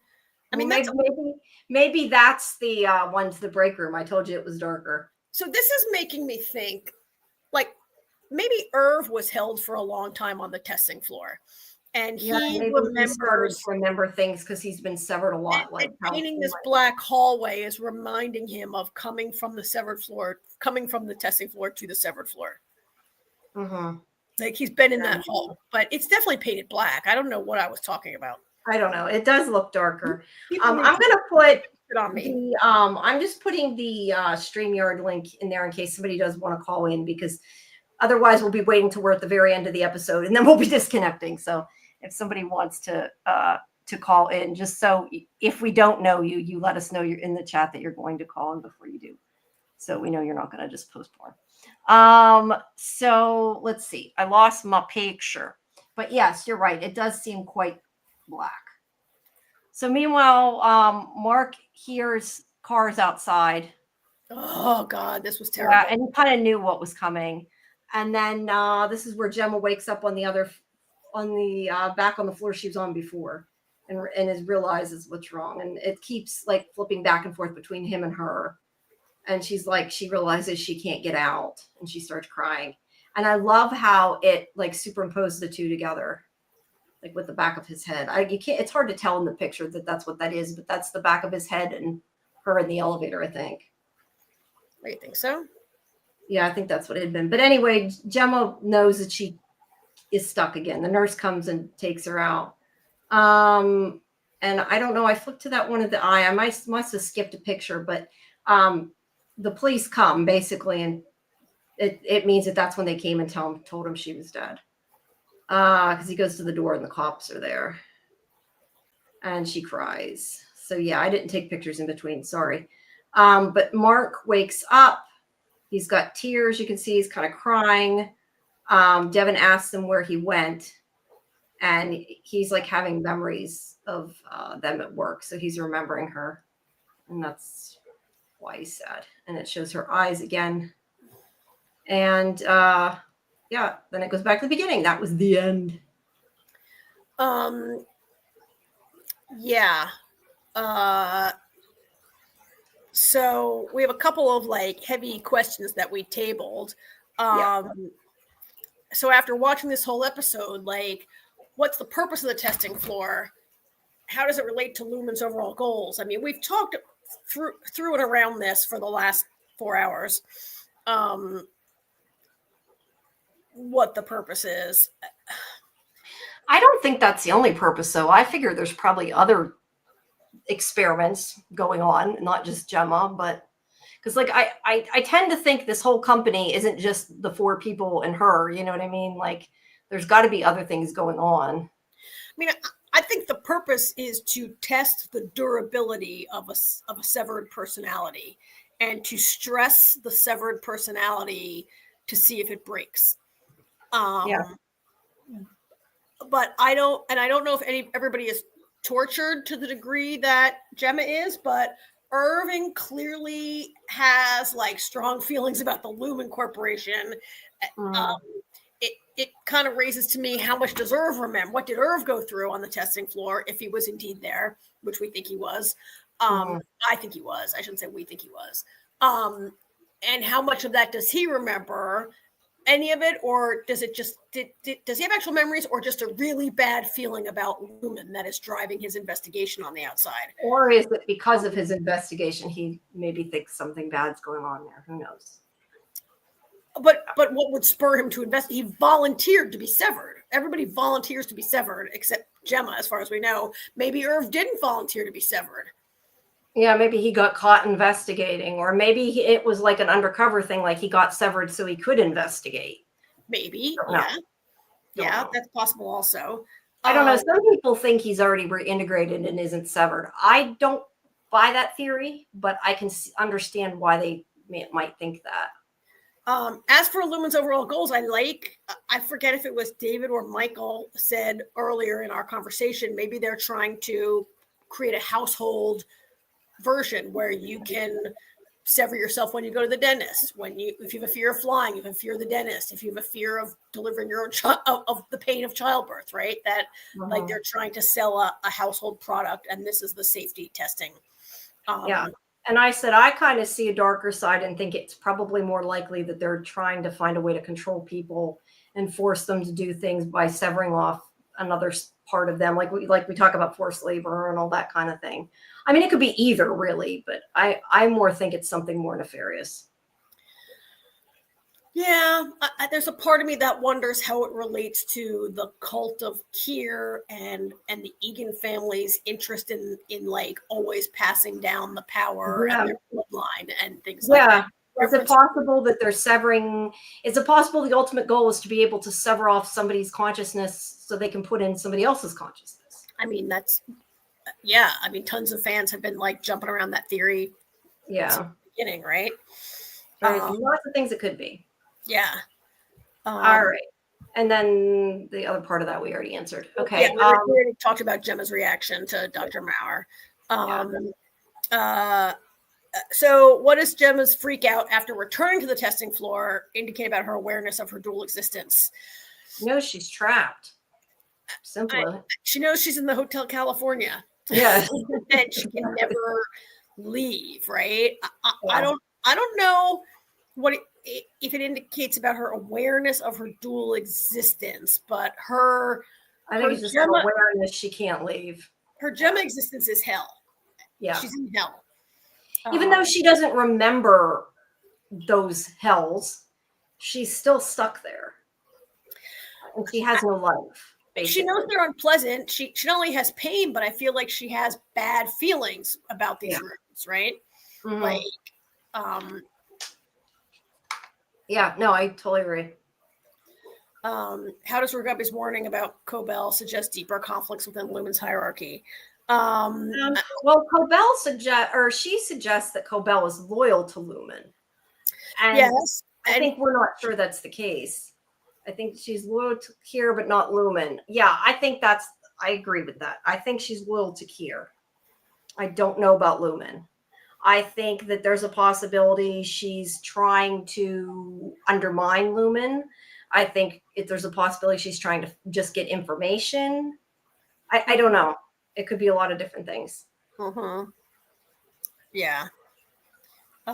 So with that, we have cleared our current comments. So after watching, the first thing I felt when I watched this ending was like, oh, Mark, the first thing Mark's going to say is like, where's Dr. Rugabe? I have to push this forward, right? Yeah. And Deborah could be like, oh, I got Miss Cobell instead. That would be great. Yeah, that would not be great. He relived his entire relationship. So I don't know what else he remembered. And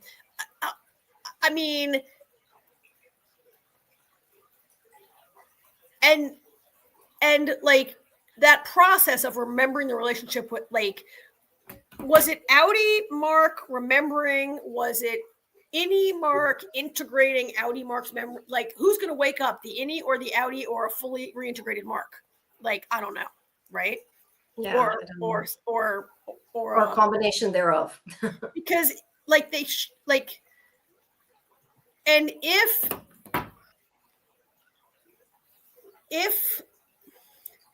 like, let's say Mark wakes up, he's still severed. If what we saw represented Innie Mark getting the Gemma history, how would that affect how he feels about Helly, right? Yeah. Or how does a reintegrated Mark feel about, is he in love with Helly? He was deeply in love with Gemma. How in love is he with Helly? Or is he in lust with her? Or is he just like interested in her? Like, that's not clear either, right? No, right. It's not. So I guess I'm not sure who was lying on the couch having that experience and who woke up. I'm so sorry. Oh, you're the one who wants to start at 10 and go for 4 hours. No, I just start yawning and then I can't. I said before, once I yawn, then I start thinking about yawning and then I can't stop from yawning.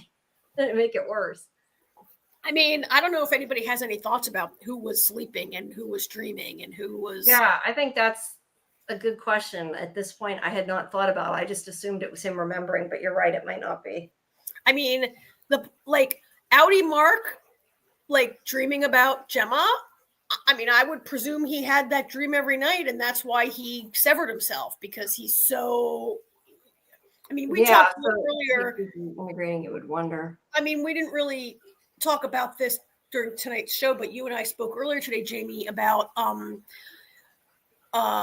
maybe we did talk about it earlier, about Mark's, like, sort of has always communicated that it was this perfect life that they had together, and now we see the cracks in it. Or at least we felt that way. I don't know if he actually said that or we just inferred it, but I definitely felt that way. We inferred it, and now we see that Mark, like, we've talked a lot about why Mark's grief is so deep and hasn't moved past it, and now we see that he probably is carrying a lot of regret about refusing to go with to spend the last moments he could with her. He wouldn't go with her to play charades. He had to be prodded to say, I love you. Like, he surely is carrying deep regret about that night.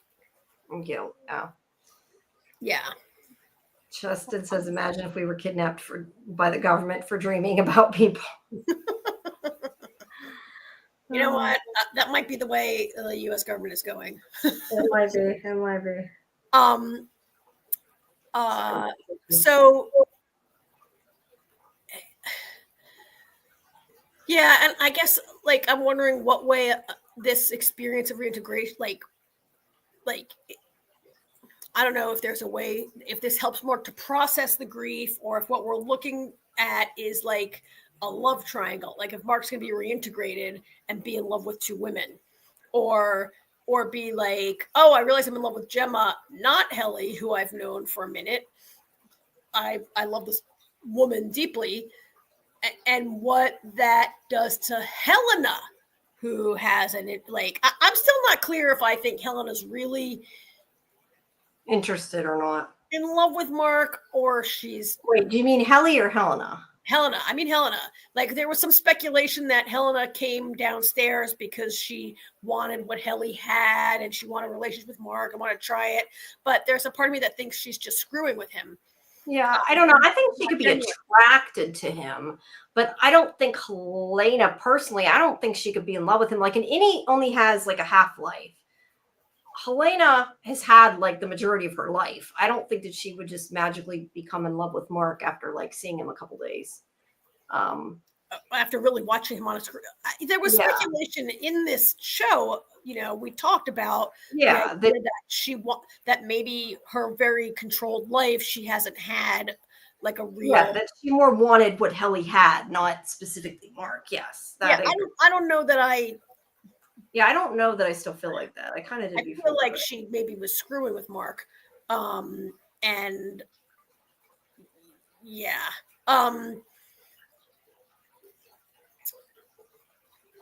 But if we believe that she really is interested in him romantically, like what would it mean for him to have full memories and if he gets reintegrated, he's got to go downstairs and pretend to be severed every day, right? Mark Scout, he's got to pretend, and he's got to pretend to be attracted to Helly when he's got his memories back of Gemma. Well, that's the thing too, is you think about the fact that, because I keep thinking about, somebody was asking about it earlier. I'm sure you've seen the preview where Cobell says something like, I don't even know exactly what she says, but something like there's no happy ending for you or something like that. You have to wonder like how this could resolve itself happy for Mark, no matter what, because if he does get reintegrated, like how he can't have both of them. So I don't know what that looks like. You know what I mean? Like what him being reintegrated looks like. Because I assume that if he's reintegrated, it's not flipping back and forth. We said this before. It's like one cohesive, complete person who I assume if he's reintegrated would potentially have feelings for both of them. Maybe, but I feel like the feelings for Gemma are so much more intense than any feelings he could possibly have for Helly. I mean, granted, Helly is perhaps the only women he knew were like Natalie and Mrs. Cobell. Yeah, no, you're right. Well, I don't think it's been going on. I don't think Mark-esque part of him could be happy then. How's that? Like, I don't know that he could get a happy ending, but I don't know. Yeah, But I guess if he's reintegrated, you're right. He may care more about Gemma and may forget about Helly. I don't know. Yeah, and I mean, it was Helly's lie about when... I guess that wasn't Helly. I guess that was Helena. But I also have to question if he really did love her. And I mean, we've discussed this before, and obviously this happens on a lot of different TV shows and stuff with twins. We've said that. But like, if he was really deeply in love with her, you think he would have noticed a difference. Not just the sex, but being with her, like if he really loved her. But again, he hasn't really known her long enough to love her, but it's also television. So, and they mostly have only talked about work. Yeah.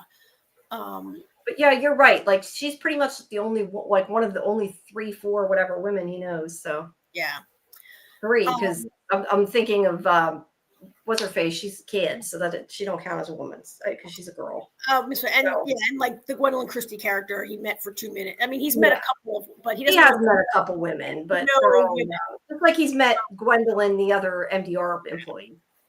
So I mean, one other thing that I felt while watching this episode that we didn't talk about was the way everybody at Lumen doesn't consider the innies to be people. And the fact that they think it's okay to torture, I mean, okay, they do consider Gemma a person, and they think it's okay to torture her and to kidnap her and keep her there if she was kidnapped or whatever.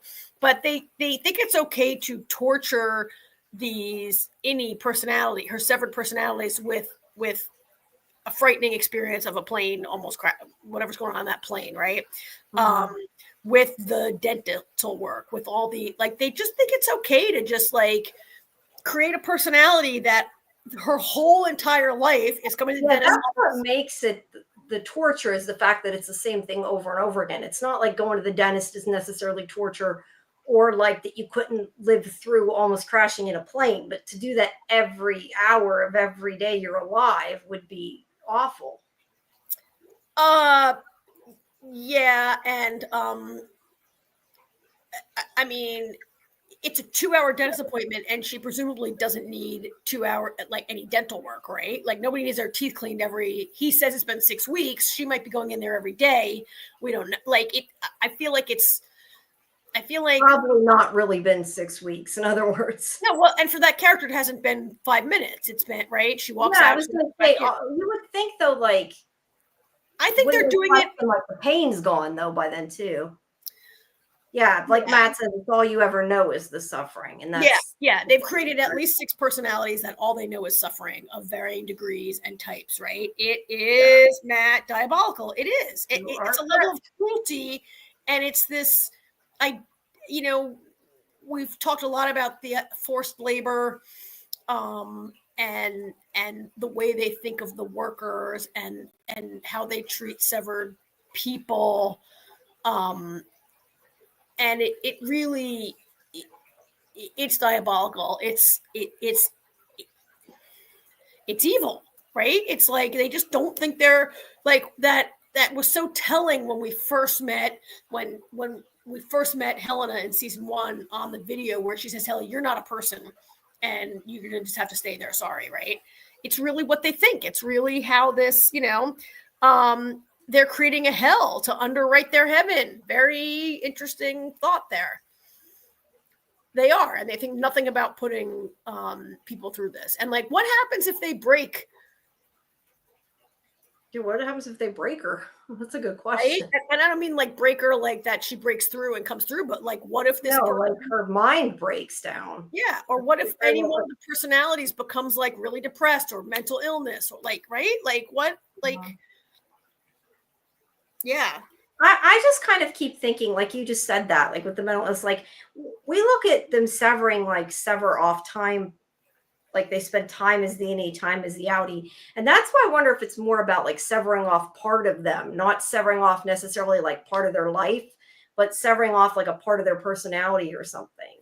Like, I wonder if it's something for that. Like, if so, like you were saying, mental health, like what if somebody was sick, like you could just sever off that part of them and make them healthy. Like that could be potentially a good thing. But I'm saying, like, is it necessarily like severing a time period? You know what I mean? Like it could be severing parts of their personality. And that's what I was saying about like making super soldiers and things like that. Like I could see it being something to that. It could be something like that, because I mean, there's this other element, like, okay, you want a severed personality so you don't have to experience the pain of childbirth, which is like, I mean, I've never had a baby, but many women describe it. Despite the pain, it's a very profound experience giving birth to a human being, right? Or just to avoid the dentist. It's very. But what if you want to like sever off all emotions and? Well, right. Like, I'm sorry that life has unpleasant parts, but it's living through the unpleasant parts of life. My watch is. I'm not sure I understand. That's what you just said. It's, the unpleasant parts of life are part of it, and they make you a whole person. They make you who you are, right? And to like, I mean, it was unhealthy for Mark to do it to avoid the pain of losing his wife, and it would be unhealthy for anyone to, like, you just can't have this get out of jail free card because you can not go to the dentist and eventually lose all your teeth, right? I see some utility there, but they're like, the suck it up and deal with the hard parts of life is part of living a full and complete life, right? Yeah, you can't have happiness without sorrow. Isn't that what they say? You can't have whatever without pain. I mean, you have to experience pain and sorrow and everything else to understand. I forget what that's coming from. Something I watched recently, I feel like that you can't appreciate the good things if you don't live the bad things too. Yeah, and yes, you're right. And we've talked about how like getting severed to avoid thinking of Gemma for 8 hours of the day hasn't made Mark a happy person, It has. right? Or really improved. Like he lives a very kind of solitary. He doesn't have any friends except his sister, as far as we can tell, right? And yeah, and that one woman we were sleeping with for a little bit, and that's yeah, it. yeah. So, I mean, yeah, good point here. If Mark had a normal job being around people every day, it might have helped with the pain of losing her more than tuning out for 8 hours a day, right? Yes, I agree. The getting on with life part, he sort of like put in this box and is letting Mark S do that part. Yes. Yeah. And Justin, I don't want to be Gemma, so well, or Helen for that matter. The question was, imagine if you were Gemma, how would you escape? And I think what Justin, he's coming. I was looking at the other cards. Karen, if I were Helena, and if you were Gemma, how would you escape? I don't know. Because I mean, if you have no way of escaping without turning into Miss Casey, I don't see how there is an escape. If there's another way, then yeah, I don't know. Maybe make that guy think that I liked him and bribe him to get him to tell me how to leave. Right? That's a good idea. Yeah, that's a good like flirt with Dr. Maurer and like make him think pretend to be in love with him and get him to kidnap. Yeah, that's my devious plan. That's what I would do. To rescue her because he thinks he can have a life with her. That's good, Jamie. I mean, Helena. I mean, she's tried it all. She tried killing herself and she couldn't. Like, I don't. Yeah. I mean, for Helly, I don't know. Maybe if she could like have a knife to Milchick's throat and be like, "Let me out of here, or I'll kill him." But the thing is, they could trick you, and as soon as you became your outie, like it would be over, right? They would just they could. Yeah. Are there windows to escape from? That's a good question. I don't know. There probably are windows somewhere, but I don't know. I don't think I've ever seen a window anywhere, except in the outer shots of people like walking, and you see through unsevered people, right?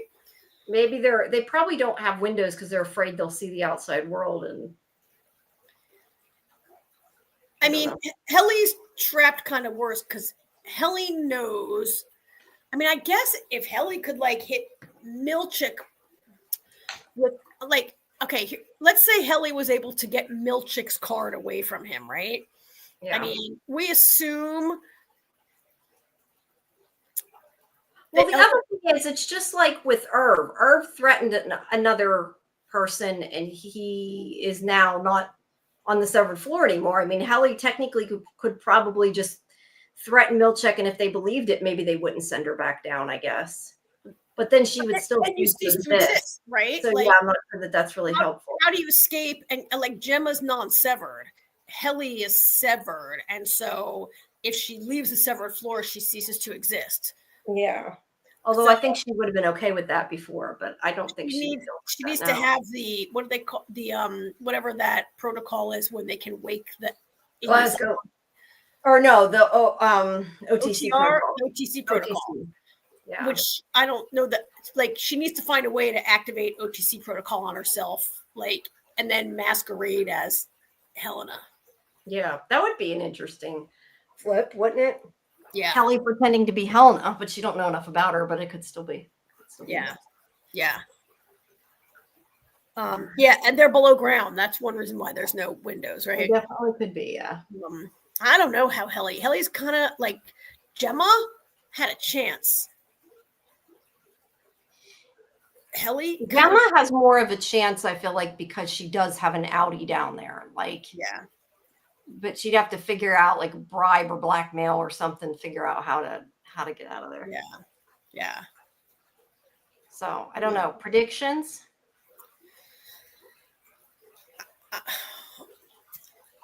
I mean, I feel like if it's Mark Scout who woke up on the couch or it's an integrated person, he's going to want to see Ragabi right away and have to like explain to Devin.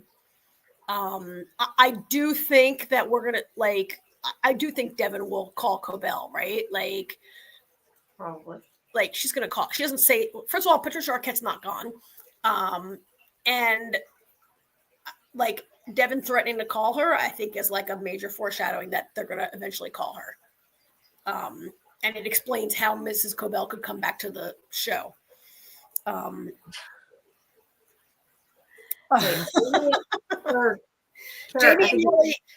Jamie and Helly are redheads. Karen and Gemma are brunettes. Yeah.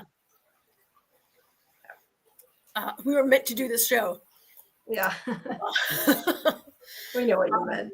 I don't know what to predict. This show was such a like left turn. This episode, there's so much going on.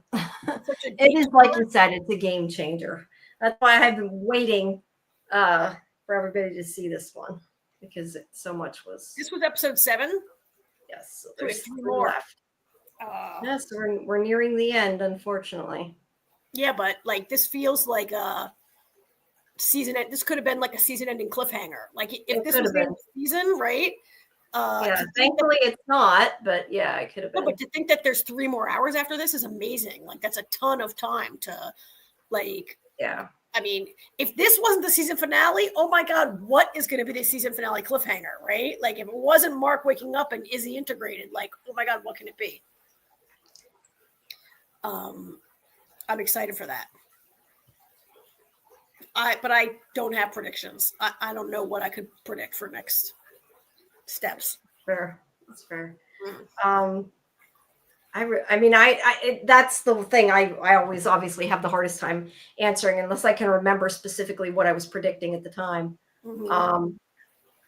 Yeah, I think I was just, after this episode, was just kind of like crazy about the fact that she was severed so many times and trying to figure out what exactly that means, and if we've seen them all. I mean, that's a huge confirmation that we've discussed. Can a person be severed more than once, and how many times? And Matt also thinks Cold Harbor is death. Death for Gemma? I was going to say, I assume he knows. So. Yeah, I think it's death for Gemma. Is it death for anybody else? I mean, it's death for Gemma, right? I guess I will tell you what my main question is that I still have, that I want to know, is like, and we've talked about this, is do the other people, like, are the other ones important too? Are there other people that they're working on, you know? I mean, I think whatever, like, oh, do you think they're also connected? I don't think they're all connected to someone on the testing floor. I think like you suggested, they just got lucky when Mark walked through the door. They had Gemma, and when her husband decided to be severed, that was, I mean, unless we're going to see a whole other set of flashbacks where someone convinces Mark to, like, does Mark go to a therapist who convinces him that severance would help him? Yeah, I'd like to see that too, but I don't know. It just seems like they only think Mark's important, but I feel like they have to be doing something. I mean, I know you've said before, maybe it's just busy work, but I don't think that, to me, that doesn't make sense. And I don't know, but like, I would like to see, like, I could see if maybe, since these 2 seasons were about Mark, like maybe next season we'll get more about what Dylan and Helly were doing, and potentially Irving. I mean, right now Irving's not there, but I mean, I just don't see Dylan's wife being part of. No, I mean, seeing what they're doing. Like, oh, you mean, yeah.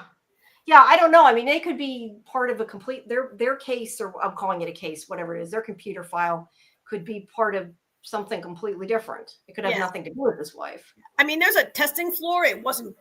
I mean, I think you wouldn't be testing this only on Gemma. They have other test subjects, right? Yeah, but I doubt they're all like the same thing going on. It's probably something completely different. Well, I mean, they could. I don't know about that. If they're like, no, I mean, it's probably true that there's more people that they are severing multiple times and testing that.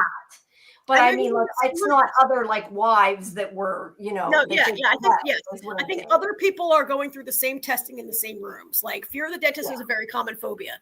Fear of flying is a very common phobia. You could be testing multiple people. You just make sure they don't see each other. But they got lucky when Mark came in. The Mark Gemma situation is unique, and so they've escalated. They've escalated what they're doing with them. And yeah, I think the fact that they had two people who were married who were both severed in different areas, like that they can test them against each other and bring her up. Yeah. They may have never intended to bring her up as Miss Casey until he severed himself. Yeah. We don't know. And this is where I said, because we talk about like the torture and stuff they did to her. I really think if you haven't, you need to read that. Remember, I told you that they have like the spec script that the story was originally based on. You should. Matt thinks her death would be by drowning. They asked her, "Would you be more afraid of smothering or drowning?" And she said, "Drowning." Could that last Cold Harbor room be like she's drowning? Interesting. I didn't know. Matt, are you? No, it wasn't Matt. It was somebody else who suggested that the last room is like reliving the miscarriage. This is death by drowning. We got some very You guys should all be working at Lumen. Yep. You guys feel free to call in. That's why I said, Justin, you can call if you want. That's why I put the link there. If you want to tell us what you think, go ahead. That's why I pasted it. Could all be connected to all of them. Maybe Irv was an art professor. That could be. I still wonder if Irving was investigating them and like he severed himself as like a, Trojan horse, whatever you want to call it, but that like that's why he got severed. Is because he's investigating them. I also wonder if he's working with Ragabi. Those are that's two theories I had there. I did have those theories. I still have those theories. I like your idea. I like your idea that he was part of the anti-severance movement and he became severed to be a mole and try to figure out what's going on in there. I like that. I also like the flip side of that he's having like breakthrough feelings or memories that's prompted him to like the painting that he sees over and over again that could have prompted his investigation. But like either of those could. Yeah, I guess the question is, did he, because he was severed, started seeing that testing floor or whatever, so it made him investigate, or was he investigating and that's why he became severed? It could be either or. Yeah. All right. Yeah. So, all right. Anything else? Just to reiterate, if you haven't, please like the video, subscribe to the channel. You can check out our Severance interviews under the live tab. And actually, I probably should I need to add, I think, the newest ones to there's a playlist for Severance. I'll add the new ones. I don't think I ever added the interview with Mark to that playlist, but I'll add it when we're done here. So you can find those easier. But yeah, lots of interviews you can check out under the video tab and the live tab on our YouTube. And don't forget to visit us on social media, especially Twitter, because that's what I tend to update the most, and our website, which has other interviews that aren't necessarily on video. And tomorrow, look for on scifivision.com. If all goes well, assuming nothing goes wrong, I will at least have up the first interview for 9 Bodies in a Mexican Morgue with Eric McCormick and the woman who plays the lead. God, I'm so bad at names. I really suck. What's her? I'm gonna look and see what her name is because I feel bad I said that, because it's a double interview and I can't for the life of me think of her name. I am horrible. As I get older, my memory gets worse. Where did it go? Lydia Wilson and Eric McCormick. There's other interviews too, but that's probably the one I'll do first, and that will be going up soon. Jamie, Sci-Fi Vision is on Blue Sky also. Yes, we're on Blue Sky too. It's always just Sci-Fi Vision. It's easy to find that way. Yeah, I know a lot of people are leaving. I left Twitter for Blue Sky, and like yeah, I post on both. A couple million people have. So if you prefer to follow us there, then Twitter. Yeah. Yes, I post on both. I'm just not great at remembering to post on Instagram. I admit, I'm kind of not great at that. But tomorrow I have with Scarlett my live stream for Yellow Jackets, and that I believe we're going to be at 10:30. If you check YouTube or Discord, which the Discord link is pinned in the chat, tomorrow, once I set it up, you'll see the time of it. I think we're going to do 10:30. So the watch party will probably be around 9 in Discord. And please do join our Discord at the link, because then you can find out what all's going on for our channel. You can join our watch parties before we do our live streams. But tomorrow's Yellow Jackets. And then Tuesday is our show where we're going to talk about the Paradise. I think we're on we're on 7? 7, right? And 7, so not the finale. We're on 7. Yeah. And also more Reacher. Probably talk about 9. At least I'll talk about 9 Bodies in a Mexican Morgue. Mhm. Whatever else has been coming on. Yeah, so please join us. And I lost my train of thought. Oh, I know what I was going to say. I don't know if we're this week, as in tomorrow, or if we're waiting till next week, but we're also going to be, our Yellow Jacket show, we're going to be collaborating with Antler Queen, Cyber Queen Media. I'm not sure if we're doing that for this one or not, because I'm waiting for an email back, but we will be collaborating with them soon. So make sure you guys check it out. And yeah, we're doing the 4th? Whatever, the current episode of Yellow Jackets. That's for tomorrow. I'm saying tomorrow. It's technically today, considering it's 1:30 a.m. But yeah. But yeah, all that good stuff. And you, like I said, you can always find the updates on social media or in Discord. All right. And I think that's it. So, and don't forget to check out our interviews with Mark Geller and Sydney Cole Alexander for Severance. We also have some Yellow Jacket interviews coming up too. So yeah, lots of fun stuff. Cool. All right. All right, guys. Have a good night. Thanks, everybody. Thanks for coming. We appreciate it. Bye.